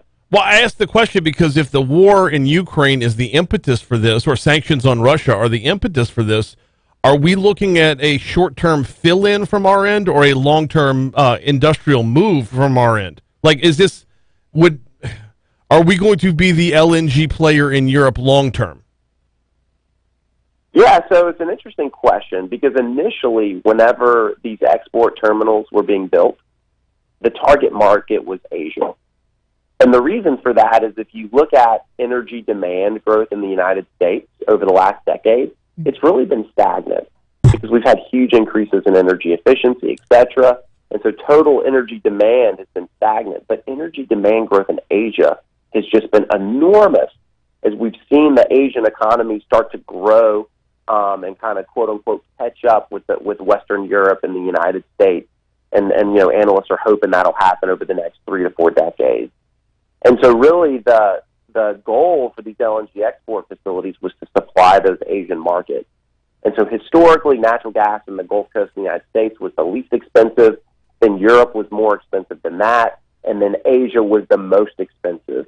But actually today, because of the Russian-Ukraine crisis, natural gas in Europe is trading for higher than in Asia, which has sent the economic signal to kind of reroute those shipments away from Japan and Korea and those kind of countries towards Europe in the light of this particular crisis. So I think once this crisis goes away, likely what will happen is those shipments will be rerouted back towards Asia, which was the initial intent of these investments. Yeah, that was the impetus of the question was, are those jobs that this is bringing about, are they going to be long-term, was the long and the short of it. We are talking with Dr. Greg Upton from LSU's Center for Energy Studies about the recent announcement from the U.S. Department of Energy approving additional natural gas exports from Louisiana and Texas. All right, so Greg, 4 facilities, 2 of them are here in Louisiana. What percentage-wise of the exported LNG are going to come from us? It is as simple as we've got 2 of the facilities, so half of this LNG is going to be ours? It is not that simple, but it actually does come out to about that. Okay. So about half was from Louisiana, about half from Texas. Actually, Cheniere in Louisiana is the largest individual export facility And then we have what's called Cameron LNG, which is still an enormous facility, but is a little bit smaller than Cheniere. So, yeah, I mean, and then we've got other projects that are in the planning process, but those projects take, will take several years to come online.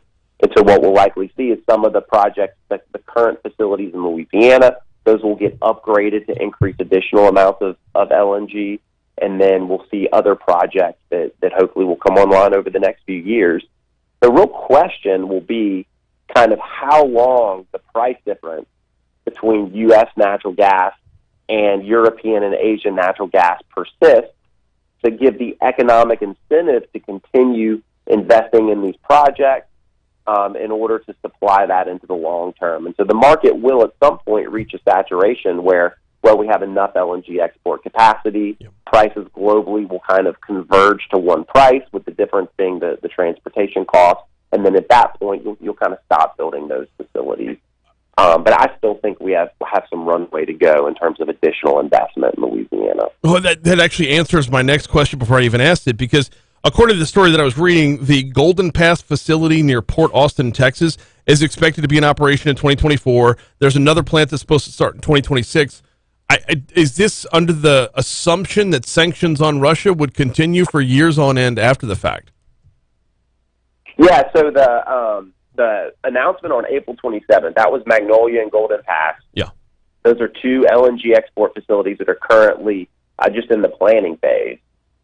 But if you look a month before that, in mid-March, actually the Department of Energy announced an increase in capacity for two existing facilities here in the Gulf Coast as well. And so I think it's kind of an all-of-the-above approach. It's kind of been interesting to see the Biden administration's pivot from, right when President Biden was elected, he had the executive order on climate change. And really a lot of that executive order was talking about reducing oil and gas production and reducing the prevalence of oil and natural gas in our economy. But when we've seen, again, this Russian-Ukraine crisis, we've seen a few things that perhaps were surprising to some. Number one, some of these permits that people were uncertain whether they were going to be approved for LNG export have moved. Mm-hmm. The other thing we saw is that just last month, the Department of the Interior said that they're going to continue leasing on federal land for oil and natural gas production. And again, that had been paused when the Biden administration came into office. And then the third thing was the 1 million barrels a day of oil released from the Strategic Petroleum Reserve. And the goal of that was to put downward prices on oil, hopefully for consumers, in the midst of this crisis. And so I think what we've seen is the Biden administration really kind of pivot to thinking a lot about decarbonization and really thinking about decarbonization through the lens of restricting the oil and gas industry to now really thinking about energy security in light of this geopolitical crisis. And so it's kind of interesting to see how sometimes priorities can change whenever you have major world events happen. Okay, which really leads me up to the last question here, and nice job putting it on a tee for me. Is this a long-term solution to a short-term problem? If once this war is over with and the Biden administration goes back to more green energy and Europe goes back to being Europe again, are we setting ourselves up to have all these facilities out there with no place to sell to? I don't think so. I think that these facilities the economics are built on long-term contracts. Okay. And those long-term contracts, again, are really going to be Asian buyers. And those long-term investments are really, I think, going to be driven by these projections that we're going to have a lot of economic growth in Asia over the next few decades, a lot of increase in energy demand in Asia, and really where everyone's thinking the only place for that to be met is really from exporting from the United States. And so while the United States and Western Europe might have the financial resources to invest in more expensive technologies such as wind and solar and these kind of renewable technologies, the reality is that almost most likely over the next 2 decades, oil and natural gas will still be the predominant fuel source globally. As long as it is, we're here for it. He's Dr. Greg Upton from LSU Center for Energy Studies. We always appreciate the insight, sir. Appreciate you hopping on board. Thanks, Brian. Anytime. Take care. Absolutely. Talk to you soon. Whew. All right. we blew right past your money now, but actually when it comes to LNG, this is our money we've been talking about. So going to take a quick break in just a second. I do need to remind you about the folks over at Complete Collision Center. They've got 2 locations, Plank Road up in Zachary and then Perkins just east of Bluebonnet in Baton Rouge. Bigger footprint at the Zachary location, not that it makes a difference because they can get everything done at both locations. You've got the same level of certifications at both locations. You've got the same level of training and continuing education and making sure your family's back out on the road safely at both locations. Check them out online at CompleteCollision.com, CompleteCollision.com. You can learn a lot more about their certifications and how they will handle things for you should you find yourself in an accident. Their phone number, 768-9898, 768-9898. When it comes down to it, you got to make a lot of decisions very quickly in the wake of an accident. Don't let who you choose to repair your vehicle be your second accident. Check out CompleteCollision.com. All right, knock that out.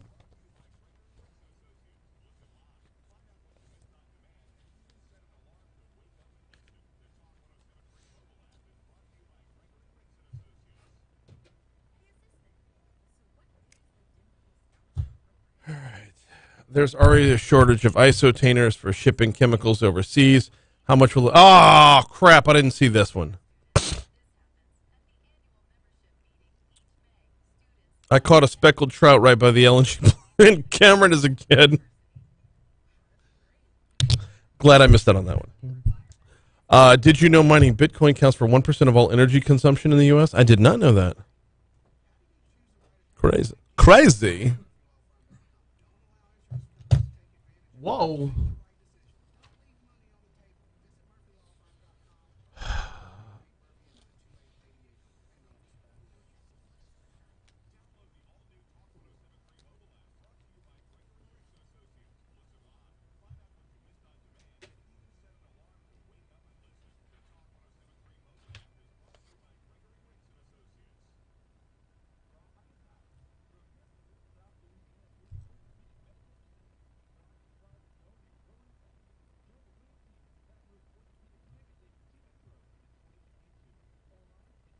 I feel like I should bring Chris Spalatin back on for a full-on like Louisiana pop quiz. You had the one guy said, was it Storm Warning? Is that his name? Said, can he even peel a crawfish? There should be like a whole checklist that we run through when somebody new comes to town, right? Like making a roux type of stuff. Make a roux. Do you own any Haspel?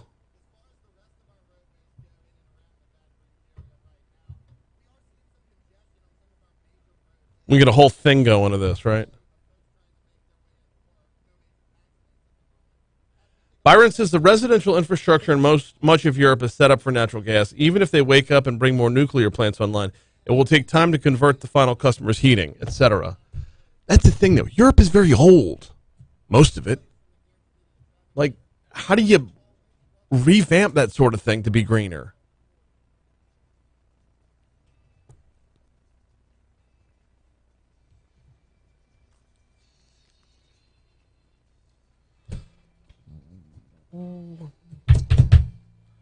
$7:55, Talk 107.3 FM, WBRP, Mornings with Brian Haldane, rolling right along. Thanks again to Dr. Greg Upton from LSU's Center for Energy Studies for hopping on board. And that last segment, as soon as I saw the story, my initial thought was, and I'm glad he was able to clarify that, my initial thought was, are we bulking up production and jobs and facilities for something that's going to go away in the near future? So I greatly, greatly appreciate his insight on the back end saying, no, it would just shift to Asia afterwards. Okay. I can do that. As long as Louisianans are still working, right? As long as we're still doing what we do. Anyway, it's going to be available on demand at talk1073.com after the show is over with today. In our next hour, get ready for Andrew Mull talking about a bill that's in front of the state legislature. So Andrew speaks on behalf of this new bill that it's HB 645, by Tanner McGee. It creates the Community Options Waiver Fund and provides for dedication and uses of monies in the fund. The long and the short of this one is, our seniors who are still independent in Louisiana, as in not in assisted care, tend to be the last ones, the odd man out, when it comes to any kind of help along the way, and this bill will help change that. That's all coming your way next hour, as is DC Current with Congressman Troy Carter. Right now, though, we step outside of East Baton Rouge Parish as we do every day for the Outside In.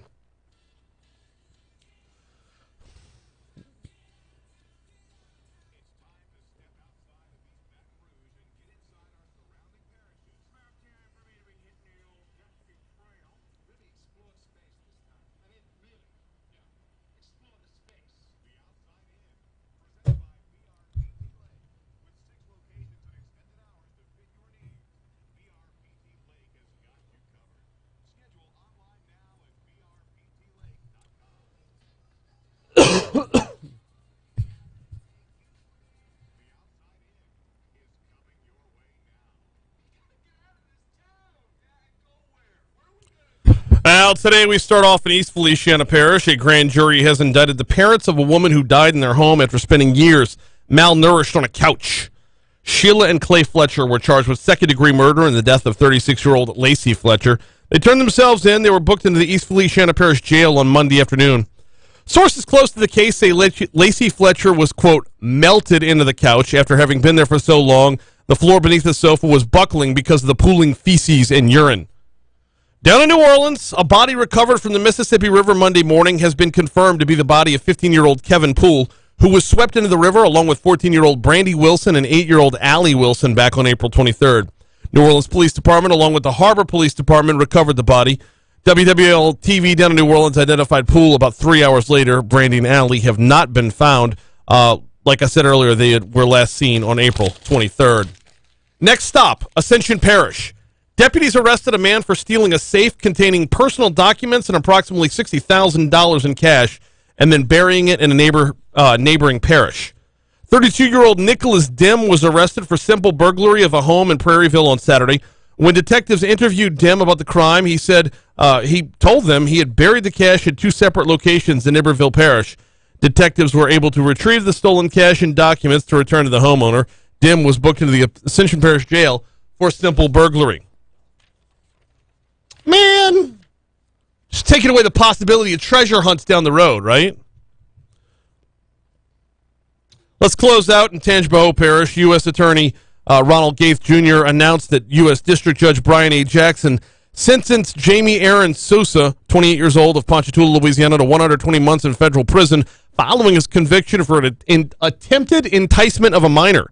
The court further sentenced Sousa to serve a period of 5 years supervised release, which includes sex offender registration requirements following his term of imprisonment.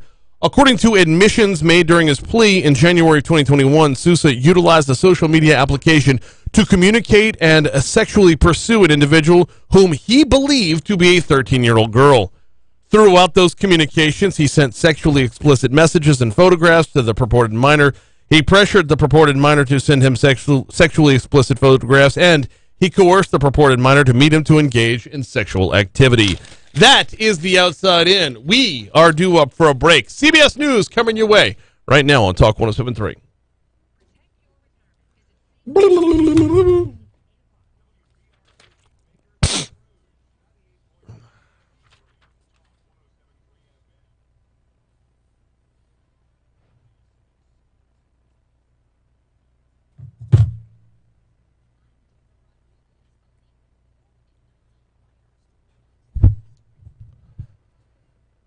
Getting power is easy. No, it's not. And also, when you're talking about that side over there, how much of their knowledge of or reputation of nuclear power is going to be based off of Chernobyl? I know, 40 years ago, whatever, 30 years ago, but still. Oh, a lot of people are anti-nuke. When it goes wrong, it's really bad. You just commented on that. And we seem to have screwed up the process here in America. There is a plant in the Carolinas that has been under construction for 20-plus years. Good Lord. All right. Got to hop off for 1 second there, YouTube, and I will be right back.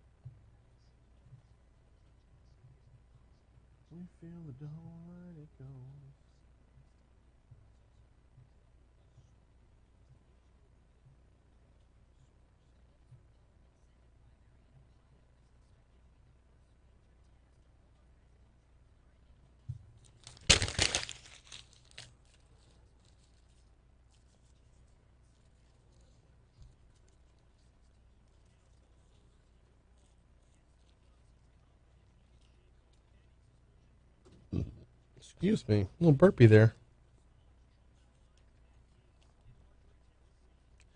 Oh, my word. All of the Kentucky Derby stories rolling through this day in history. I just don't care. Hey, what's up? Nothing much. I haven't heard back from my guy yet. Well, I haven't helped yet. That doesn't get me much.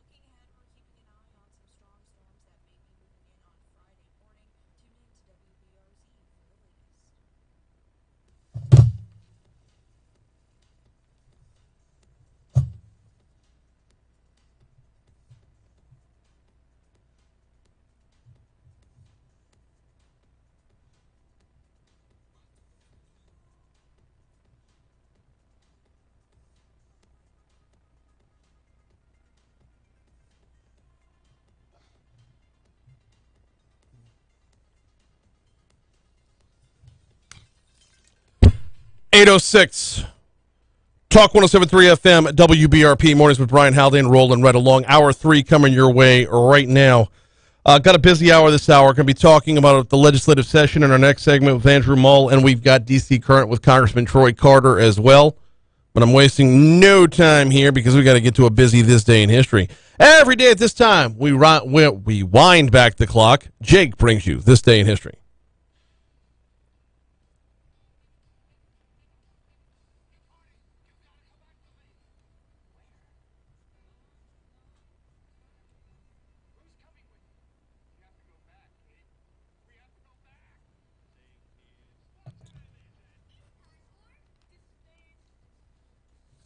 Yes, sir. It is time for This Day in History. We're going to be kicking things off in pretty far back, I got to say. Okay. 1374 BC. Whoa. Yeah. Solar eclipse lasted about 2 minutes and 7 seconds. It was seen at Ugarit by Mesopotamian astronomers, in quote, on the day of the new moon in the month of Hivar. The sun was put to shame and went down in the daytime with Mars in attendance. The sun was put to shame and went down in the daytime. It's kind of deep. It sounds like a heavyweight boxing match. Yeah. Pretty fascinating stuff. They recorded something so far back in time. We're going to skip all the way, though. I love the sun was put to shame, though, like there's ego involved. Yeah. No, they got put in their place, if anything. Yeah, take that, son! 2 minutes and 7 seconds. You ain't shining like you used to. Well. You peaked. That's it. 1802, Washington, D.C. is incorporated as a city. Nice. And in 1936, New York Yankee Joe DiMaggio. He makes his major league debut, and he gets 3 hits. Yeah. Very nice. In 1988, 4,200 kilograms of Colombian cocaine is seized in Tarpon Springs, Florida. Wait, when was this? 88. It was the 80s. Yeah. So like, I'm curious if this was in connection with Barry Seal. There is a possibility. While you look at that, I'm going to get to the next thing. In 2002, Spider-Man, starring Tobey Maguire as Peter Parker / Spider-Man, and Willem Dafoe as Norman Osborn and the Green Goblin, premiered on this day. Cool. It's a very good movie. At least it's I gotta say, it's a childhood classic, that's for sure. You find anything more about all that cocaine? Not yet. Well, we'll get to it soon enough. Let's get to the birthdays first. Whoa. We got a 19, this day in 1948, this evening in 1948, the CBS Evening News premiered. Huh. Yeah, Douglas Edwards became the first on-air anchor. On-air news anchor. How about that? Huh. We take those. Let's get to the birthdays. First up, this is a really important one. Dwayne Haskins. It was his birthday. Glad you saw that one, yes. Yeah. He was born on this day in 1997. It's unfortunate that he recently passed just, I guess, about a month ago right now. Yeah, coming up on a month now. Rest in peace to him, and best wishes to him and his family and his friends. Next up, Designer turns 25. Known for Panda, if you ever heard that song back in like 2016. Pom Klementif. She was Mantis in Guardians of the Galaxy and in Infinity War and all that jazz. She turns 36. And Ty Lue turns 45. Yeah. What am I missing? You're missing former Jazz and Sons guard Jeff Hornacek, born on this day in 1963. Longtime CBS sportscaster Greg Gumbel, born on this day in 1946. Brooks Koepka, American golfer Brooks Koepka, born on this day in 1990. And 2 former Tigers.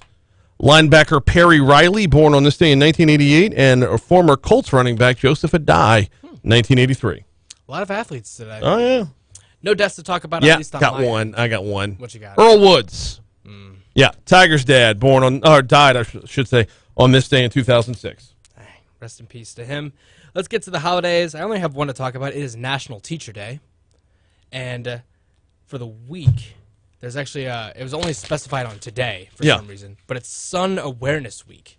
Weird. Oh, because the first eclipse, I guess. They weren't celebrating that in 1374 BC. Yeah. Well, that is this day in history. It's also National Paranormal Day. Yeah, I know. We take those. All right, that is this day in history. We're going to take a break in just a minute. Got to tell you about the folks over at the Baton Rouge Mattress Outlet, though.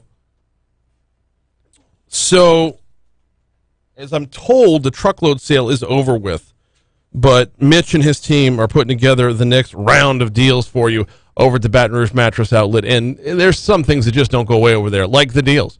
Mitch is always going to make sure that you are taken care of. Whether you go to the Florida Boulevard location, 4065 Florida Boulevard, or the corner of Jefferson and Hoosier 2, 181 Jefferson Highway is the actual address. It's corner Jefferson and Hoosier 2. It's right there next to Just Winging It.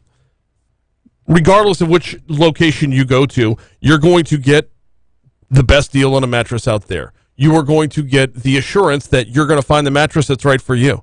Try out as many as you can. Lay down on as many as you can in the showroom. Fall asleep if you can.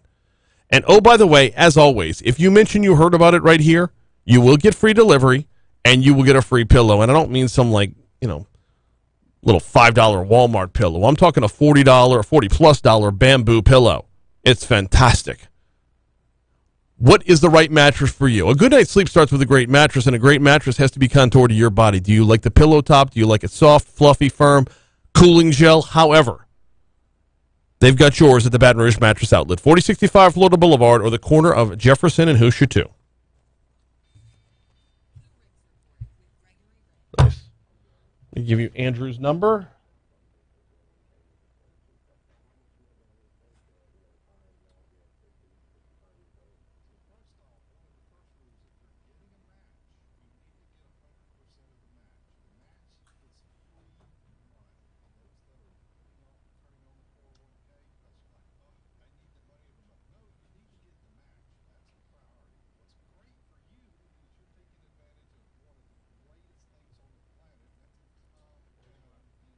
It's on your phone.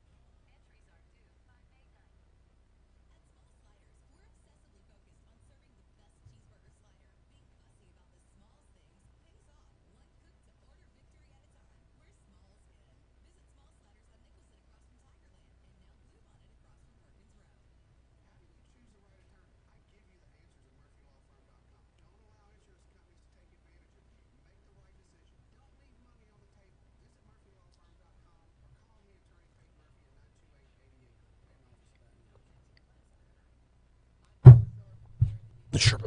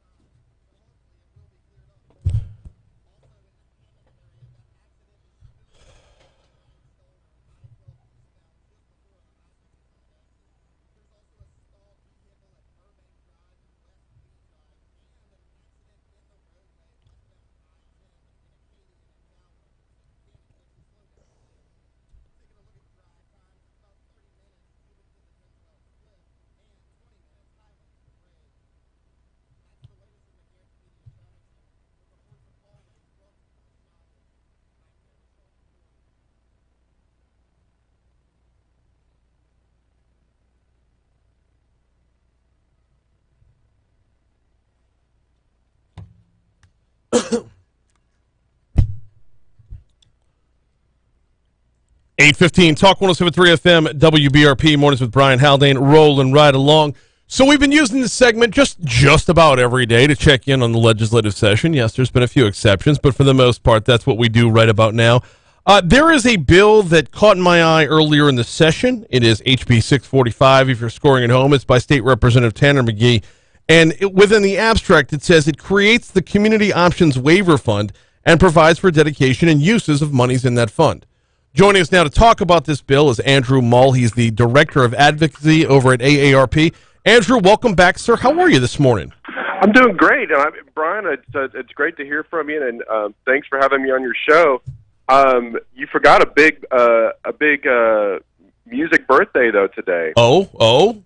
Jake, you listening? The Godfather That's of right. Soul. 1933, South Carolina. If I'm not in mistaken. show business.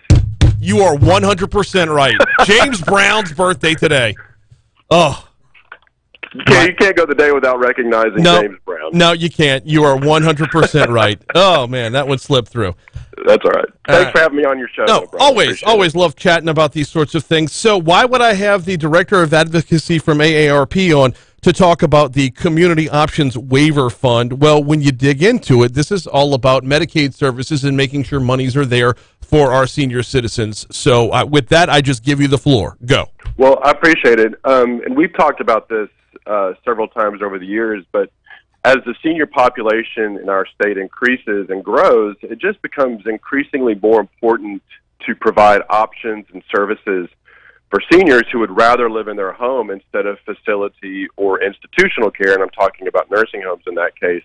And that's not to say that nursing homes don't provide an important role in the overall long-term care continuum in an individual's life, because yes, at some point, having someone available to you 24 hours a day, 7 days a week will become a necessity in a lot of cases. But we also know that institutional care is incredibly expensive, and so it's better from a budgetary perspective in the state, as well as providing the level of care that the individual requires and wants and needs. And so providing just a little bit of care to an individual who wants to live at home so they can remain independent, remain in a familiar community with their neighbors, families, and friends just seems like the right thing to do. And so, but, you know, the biggest challenge, I guess, that exists with home and community services is the simple fact, and you talked about it last hour a little bit just now, but the simple fact is that the state doesn't provide enough of these services to seniors. And so there are currently upwards of about 8,000 or 9,000 individuals who have been waiting up to 10 years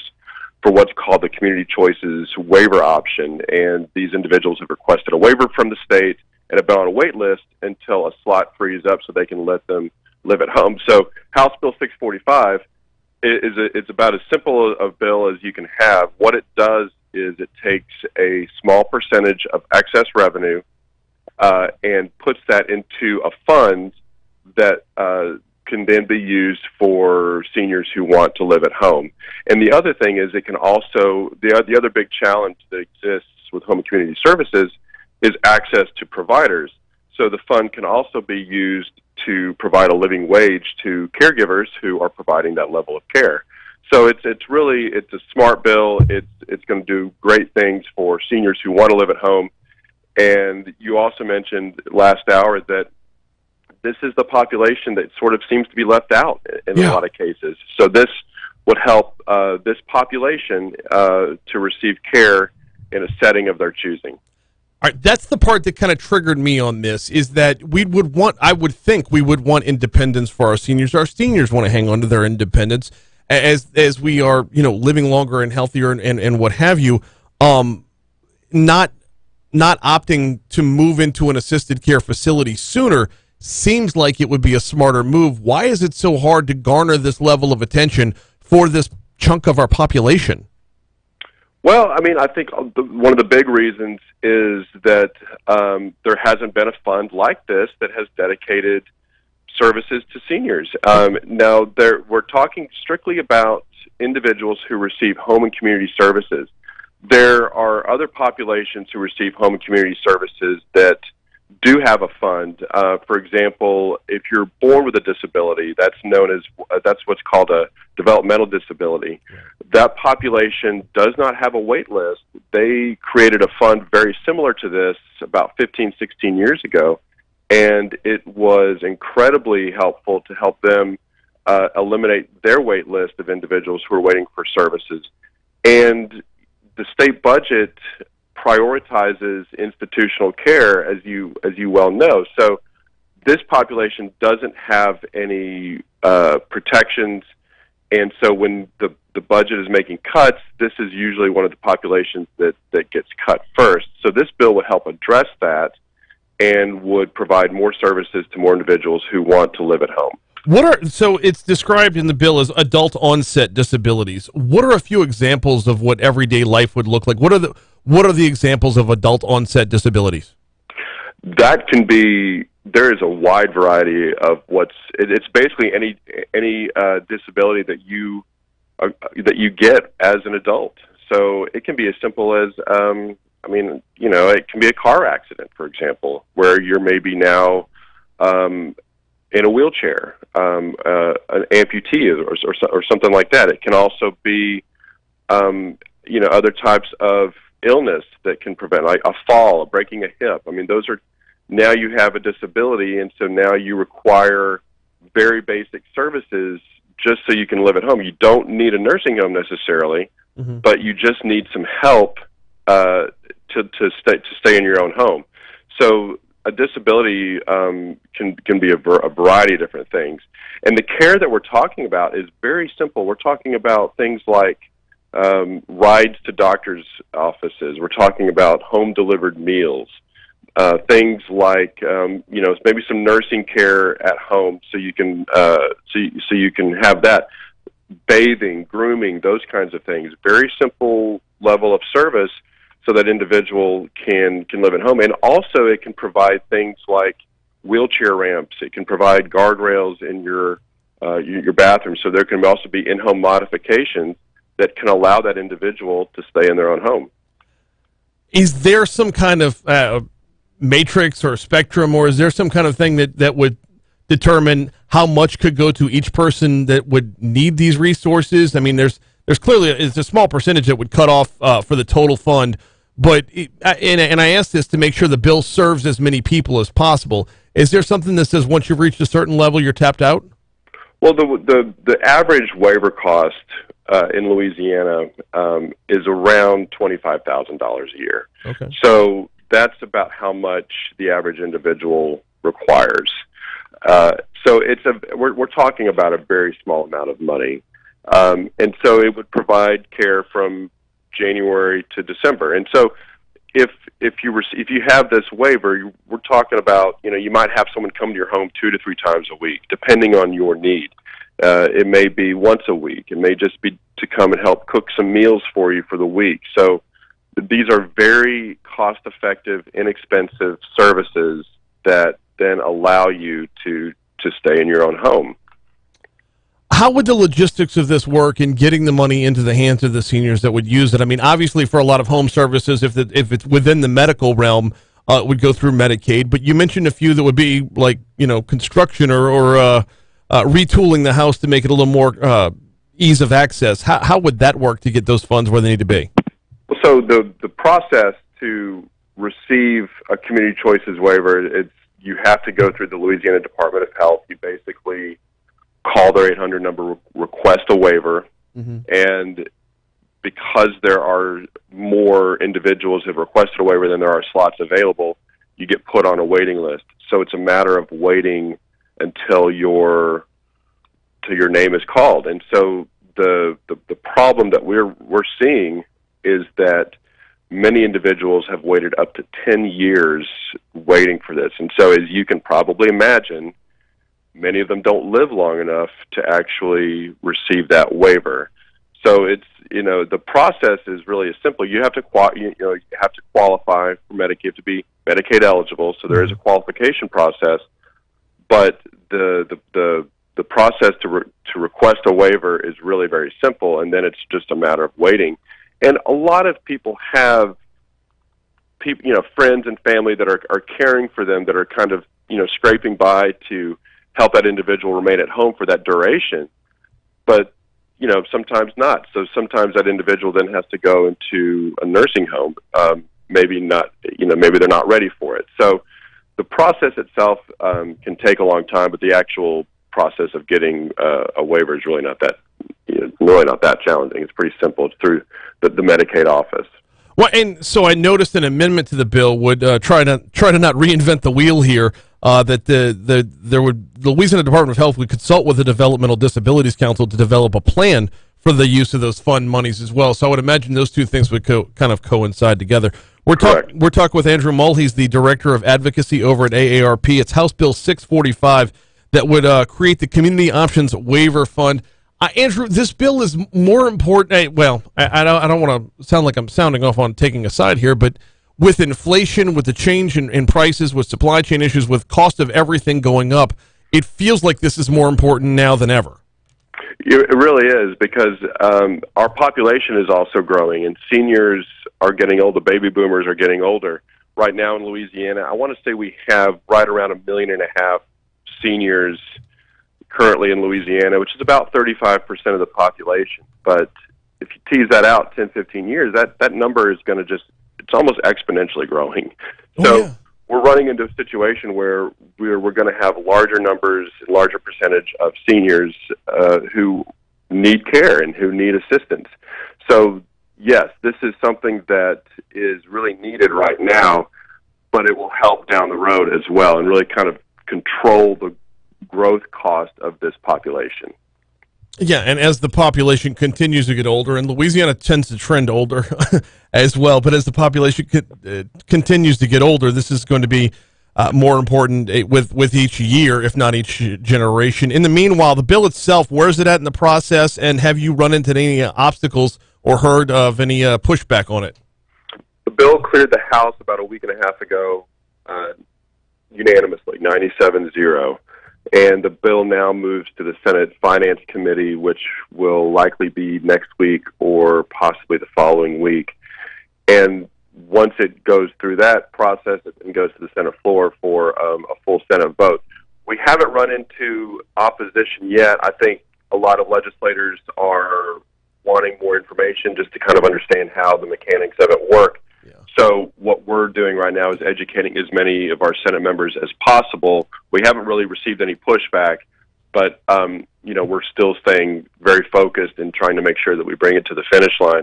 And so I would, my request would be call your senator and ask them to support House Bill 645. It's a very important bill that will help not just your family members, but eventually might help you. So it's something that really works for everybody. He is Andrew Mull, Director of Advocacy for for AARP. We really appreciate it. We'll get an update as this one moves forward. Thanks for hopping on board today. Thank you, Brian. Absolutely. Great talking to you. Yeah, likewise. Always. Andrew Mull. So this is one of those ones that, kind of hits home for me. I mean, we're looking to build out a mother-in-law suite. Well, I guess for me it's a mother suite. To have mom kind of downgrade, or downsize her home. We're on the 10th year anniversary of my father's passing, and she's just tired of being alone on the other side of the subdivision, but needs her independence. Not going to move into our home. We're going to build out.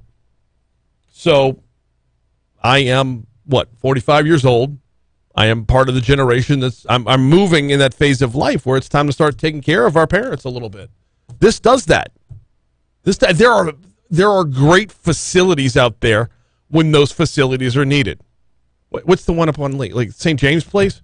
There are great facilities in Baton Rouge when those facilities are needed. But if you can hold out mom and dad's independence for a little bit longer, then obviously you'd want to hold out mom and dad's independence for a little bit longer. So, and the side note on that, he talked about senators wanting more clarification. Yeah, that's the problem. When Tanner McGee writes a simple, easy-to-read bill, well, we need more. We need more. We need more legalese. We need more steps along the way, right? It's easy. It's straightforward. But, yeah, there will be a little bit of clarification. There were a few amendments on the House side. I'm sure we'll see a few amendments on the Senate side as well. But I defy you to show me the senator who's going to stand up and say, no, we are not going to help Nana and Grandpa. We're not going to help Grammy and Grampy. We'll continue our look at the state legislative session, the regular legislative session tomorrow within this, I believe within the same segment. We might have to move it up to 7:15 tomorrow. But we've been trying to get you guests, if not every day, then at least every other day. The session, it only runs for a couple months, and a lot goes on. Even in a non-fiscal session, there's a lot going down on the other side of downtown. So we try to keep a good look on it. All right, we're going to take a quick break. When we come back from that break, Congressman Troy Carter is going to join us next. D.C. Current is coming your way right here on Talk 107.3 FM. Let's get you to CBS News, then our own local news after that.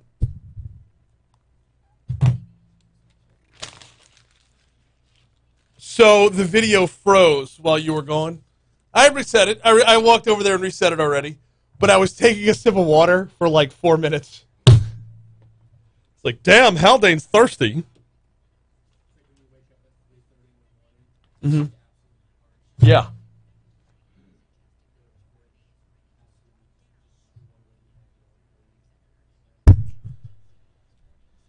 Let's see. What are we talking about? What are we talking about? Zoe. There's Zoe. Small business.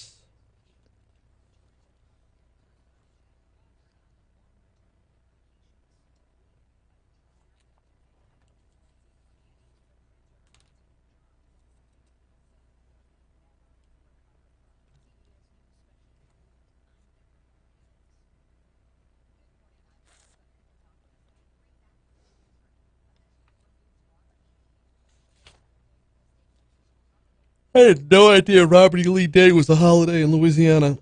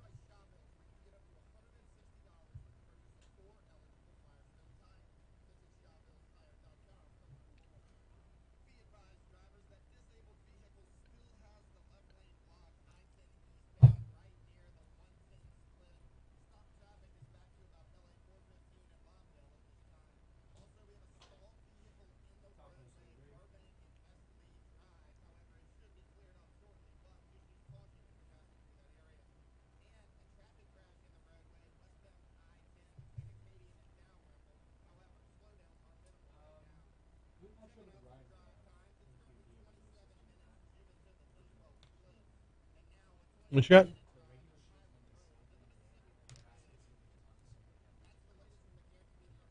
Oh. This is Brian.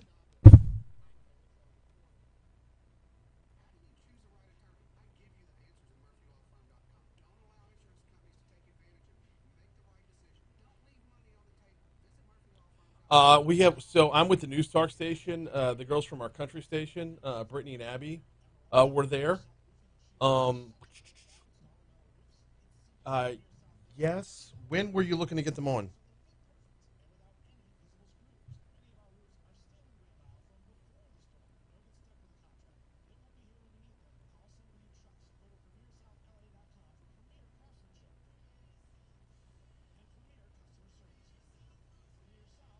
So, well, yeah, I can actually speak to the earthquake because that was recorded across the way at Nicholson Hall. There's a seismograph there. And this is the second time there was an earthquake in Tiger Stadium. The last time was 1988 against, seriously, this is the second, the first time was LSU Auburn, 1988. LSU was trailing 6-0 pretty much the whole game. Quarterback hits the running back in the end zone as time's expiring, and the place just exploded. This is, yeah, yeah. We've done this before.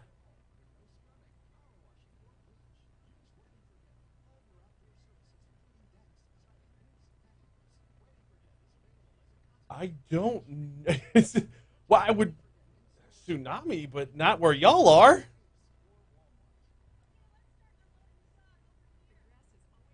Oh, I wouldn't tempt fate with that for sure. No, I did not. I was not out there with 120,000 of my closest friends. So, yeah, it was huge.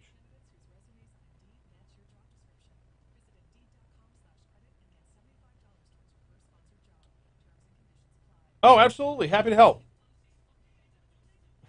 You too. Thanks. Bye.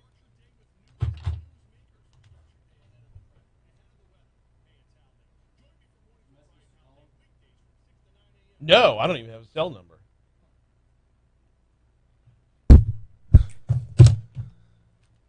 He calls it 740 or 840 anyway. Wow, that was weird. 8:30 coming up on 8:38 at Talk 107.3 FM WBRP. Going to get your forecast here in just a minute. Interesting little back and forth during the break right there. I think I was just on the radio at Notre Dame or in Indiana or somewhere, wherever Garth is playing this weekend. But they wanted to know about the earthquake, and they were like shocked that it had happened before. Like, well, you nice reserve Notre Dame fans. Yes, LSU Auburn, 1988, Hodson to Fuller. Tigers trail 6-0 most of the game. The touchdown hit, and boom. The seismograph in Nicholson Hall went off. I wasn't at the concert, but I can speak to that for sure. So, any Hoosers. And then, weirdly enough, the host, or one of the co-hosts, which sounds kind of morning zoo-ish, on the way off is like, love you. And I'm like, what? Weird. All right, cool. Love you too. Bye. All right, we're looking at a hot one today. Going to get up to about 90. 89 to 90 degrees is your high today. Overnight low tonight. Going to get back down to 68 degrees. All right, high of 88 today. High of 90 tomorrow. High of 89 on Thursday. Now, the chance of rain for Thursday and Friday has diminished a little bit, but it's still pretty significant. Yesterday, I was telling you it was about a 90% chance of rain. That's now down to a 70% chance of rain in the predominantly with the overnight hours. It is not going to cool things off a whole lot, as Saturday will be right back up to 90 degrees as well. Right now, we're at 74 degrees in downtown Baton Rouge. Time for DC Current. Time to head back to the hotline and welcome in Congressman Troy Carter. Congressman Carter, how are you this morning, sir? I'm doing well, sir. How are you? I'm great. We've got a lot of news to cover, but I've got to step away from the headlines to start off. Where I'm sitting right now on Government Street, directly behind my chair is the Mount Zion Baptist Church. Yesterday at Mount Zion, there was a funeral for an absolute American hero, and Dr. Johnny Jones Sr., 102 years old, took him 77 years to get his Purple Heart, civil rights activist, World War II hero. I just wanted to give you the floor to start off the segment to comment on the life and impact of Dr. Jones. You know, thank you very much for giving this time to honor such an incredible American, a gentleman that was a celebrated hero in World War II, who stepped up and fought for the freedoms that we enjoy today. The first African-American warrant officer. I had the opportunity to visit with him on the occasion of his 102nd birthday just a few months ago. Had a chance to talk to him at length. What an incredible individual. What an incredible hero. To have lived 102 years, to accomplish so many firsts, to be the first African-American warrant officer, to honor with distinction in World War II, to come home and earn a law degree from Southern University and then go on to become a member of the Louisiana House of Representatives. You know, this is a guy who made it very simple when he said, I wanted to fight to make it better. That was his quote. I wanted to fight to make it better. With all of the Jim Crow laws that he was forced to encounter, coming back after a decorated hero, although taking some 70 years before he was properly recognized for his incredible service and his injuries at war.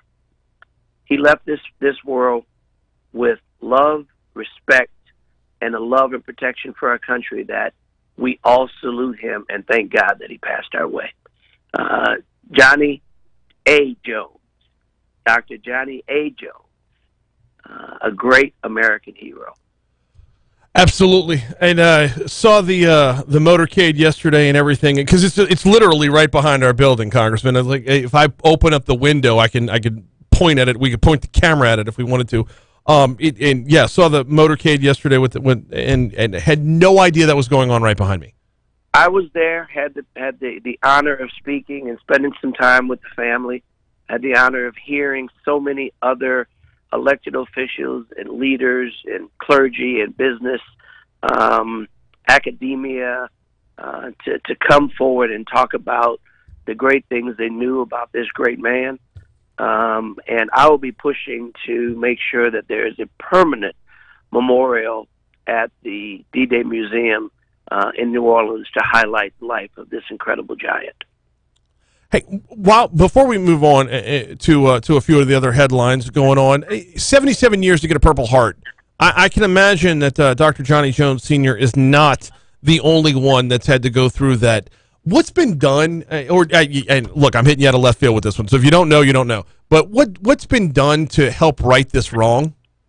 Well, I'll tell you, that's a great point. And under the Obama administration, there was an executive order, I think, or at a minimum a resolution in the United States Congress that created a special distinction for many of these giants that were, in fact, had delayed justice, delayed recognition. And we're working with the Department of Veterans Affairs as we speak now to double down on correcting those ills. Many of these heroes, unfortunately, died before being properly recognized. Yeah. We want to now posthumously recognize them, those that may still be out there that have been shorted, if you will, of this honor, an honor that should have never, ever, ever been denied. For people who give their lives for the freedoms that we enjoy today, we must always hold them to the highest esteem, even those that have gone to glory before being recognized. We can do it posthumously, and it's a project that we're working on as we speak. He is Congressman Troy Carter. Now on to some of that way of life that they fought to protect. This is Small Business Week this week. I know there's no smooth transition out of that, Troy. This is, but you do it better than most, brother. In other news, it is Small Business Week. You've been working in the small business community a little bit. In fact, you introduced a bill to uplift small business in the global economy, and that bill has already passed the House. Let's talk about your work with small business.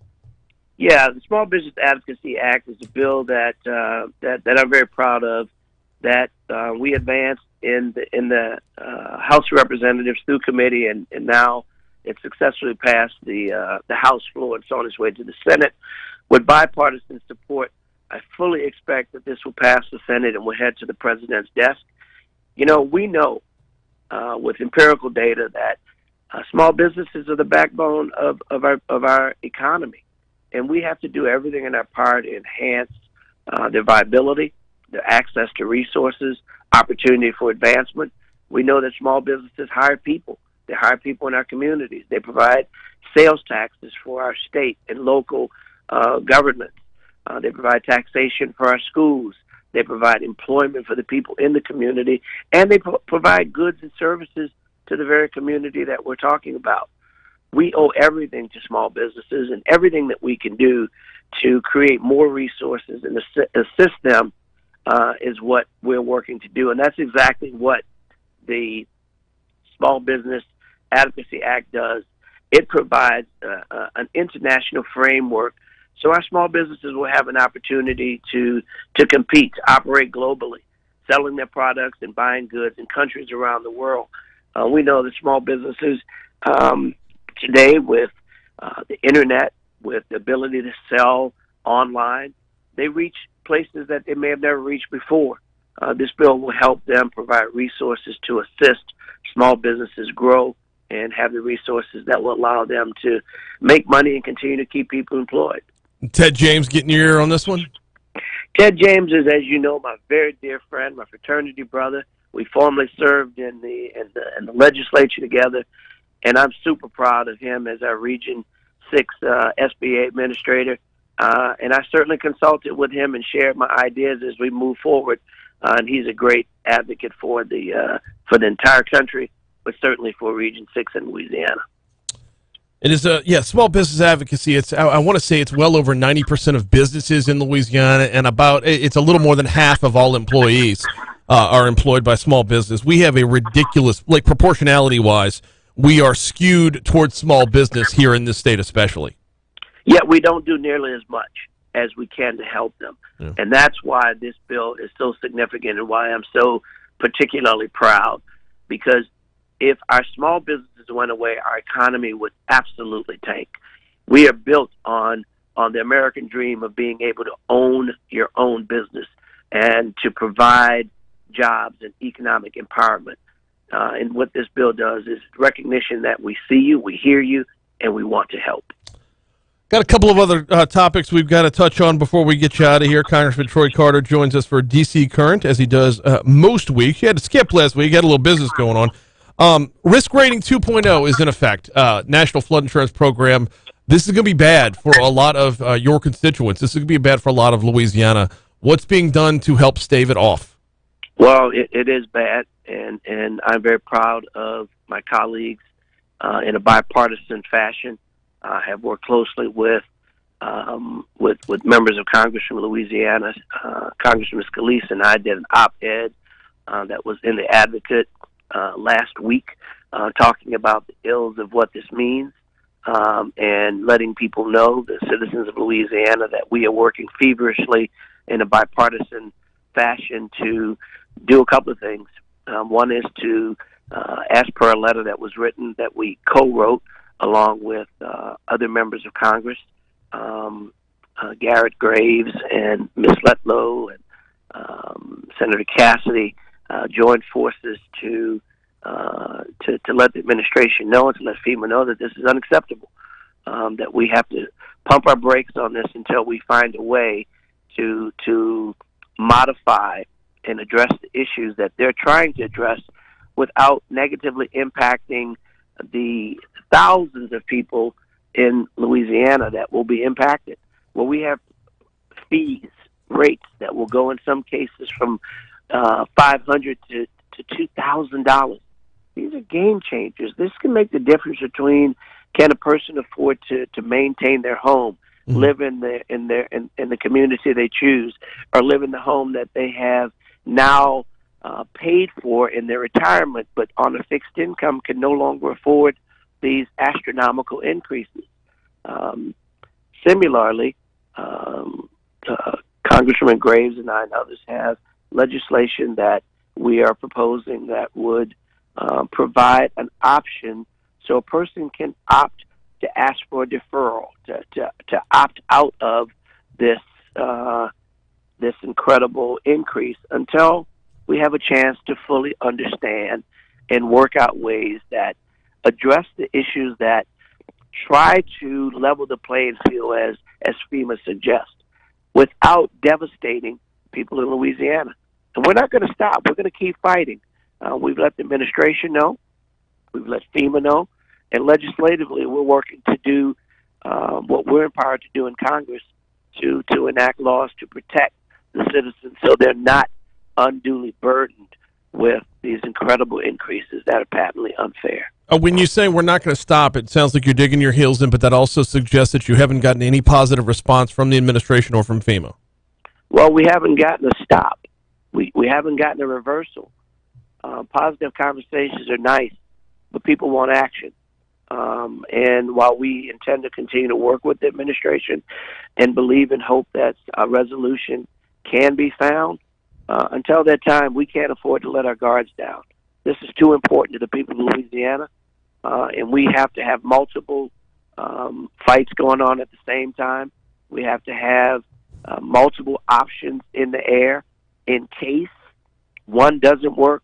We're not relying on one. We have others. We have legislative options. We have executive options. And we have to continue to push all buttons to make sure that the people of Louisiana are protected. Got Congressman Troy Carter for just another minute. Congressman, I appreciate your time. I know we're going over by a little bit here, but I started the segment by talking about a World War II hero. I've got to ask you about another war going on right now, and that is what's going on in Ukraine. Our level of involvement now, are you seeing any change as to where our level of involvement is going to be? No, I say we're going to continue to provide resources as we have. We have sent missiles and money. We have visited. The Speaker of the House was just in Kyiv this past couple of days, meeting with the incredible President Zelensky, who has demonstrated great strength and resolve in protecting the freedoms of our friends in Ukraine against the tyrant Putin. This is very much Putin's war, a war that's unprovoked, a war that should not be going on, a war that's killing innocent people, that is invading areas that should not be a part of anyone's war, orphanages and pregnant women and innocent citizens over greed and power hunger. America cannot afford to sit back and watch this happen, and we're not going to. I was very proud to stand on the steps of the Capitol with Republicans and Democrats alike in total unison with the Biden-Harris administration, agreeing to continue to send support in the way of weapons and finance, in supporting our NATO partners, that we are going to stand firm in support of protecting democracies abroad, because when we protect democracies abroad, we reinforce and fortify protections of democracy here at home. There is no option, and there is no retreat. But is there advancement? Will this? And I apologize. We got like less than 60 seconds to go. Is the? I know I've asked you this before, but as the war continues, I've got to continue to ask the likelihood, or is it even on the table, that this would advance beyond money and missiles? That is, I'm hopeful it doesn't. I'm hopeful that we don't have to send American troops.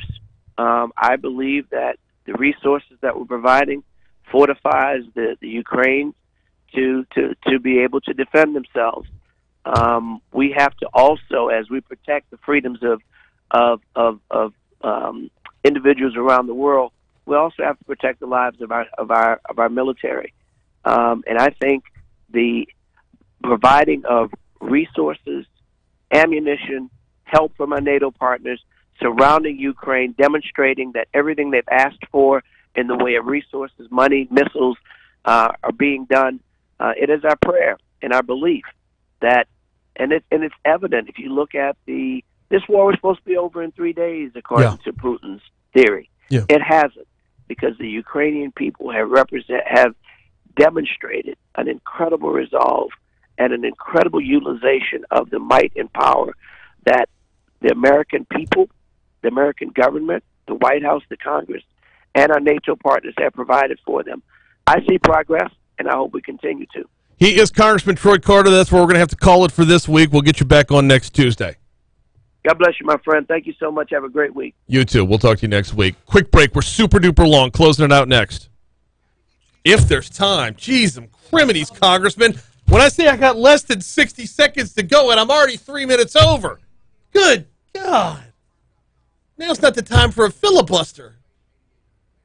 I kind of threw him red meat, though. Like, that's on me. It was, the answer was just fine at I hope not. Because no matter how much you try to talk your way out of it after the fact, you've already said the possibilities on the table.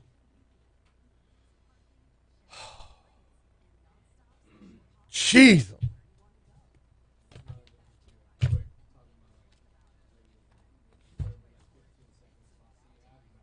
No, I've got two topics that I've got 2.5 minutes on this one and 90 seconds on this one.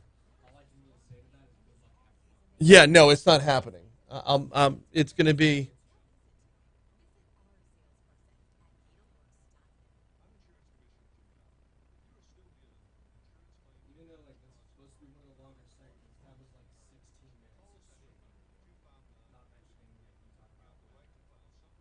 Yeah.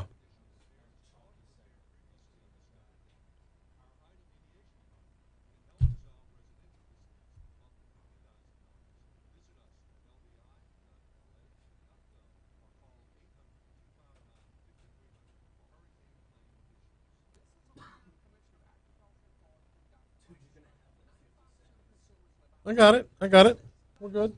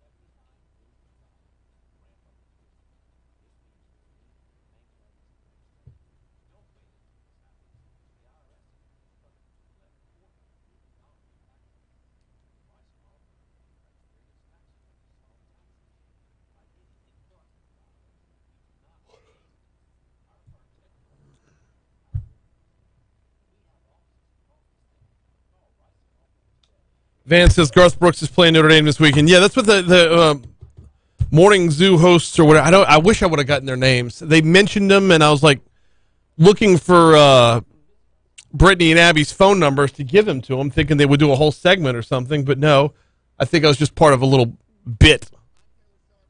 And I'm not going to have enough time to make fun of that on the air.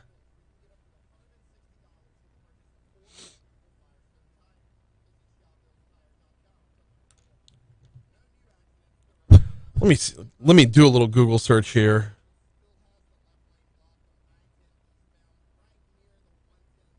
Morning radio, Notre Dame.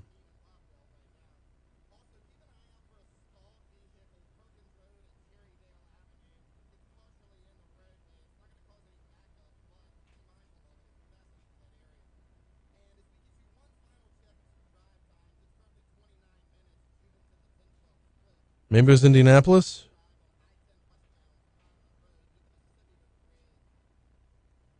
Nope. Nope, none of those. Smiley Morning Show? Right, here we go. 1 minute.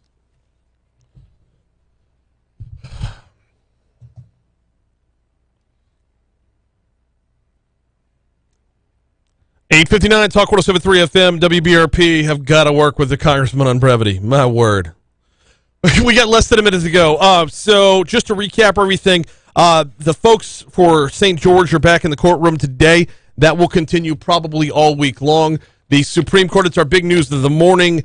Draft opinion was leaked out from the Supreme Court suggesting that a majority of the Supreme Court justices are in favor of throwing out Roe v. Wade. Please tread lightly in your conversations today when it comes to that. There's no reason to lose friends or lose your jobs yet. It is not official until it's official. I got to get out of here. The Fox News Rundown's coming your way right after CBS News on Talk 107.3.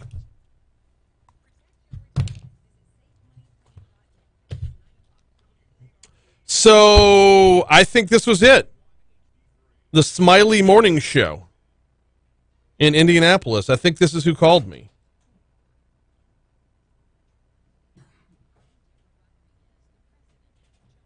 Lato's Big Dick Energy's on the station right now. Just Big Energy. You don't know that song? Yeah, no, it's a great song. Oh, Papa Man. It's a very good song. I don't know why they can't say the D word, but they can sing the D word. Or am I just hearing it and they're not actually singing it?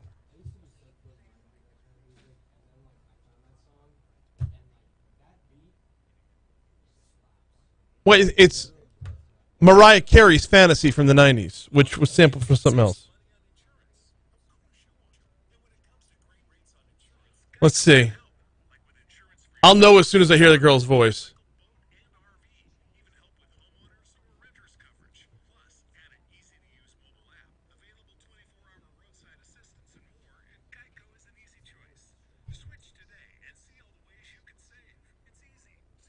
All right, I'm not sitting through commercials for this shit. Guys, y'all have a great day. I was hoping it would pop up and I'd be able to hear a voice, but it went from the pre-roll commercial right into a regular commercial set because corporate radio. We got to get out of here. Big show lined up for you tomorrow. Franz is going to be in for Legally Serve. Congressman Graves. I believe Hiller Moore is coming on, and a whole lot more. So we will see you tomorrow. Later.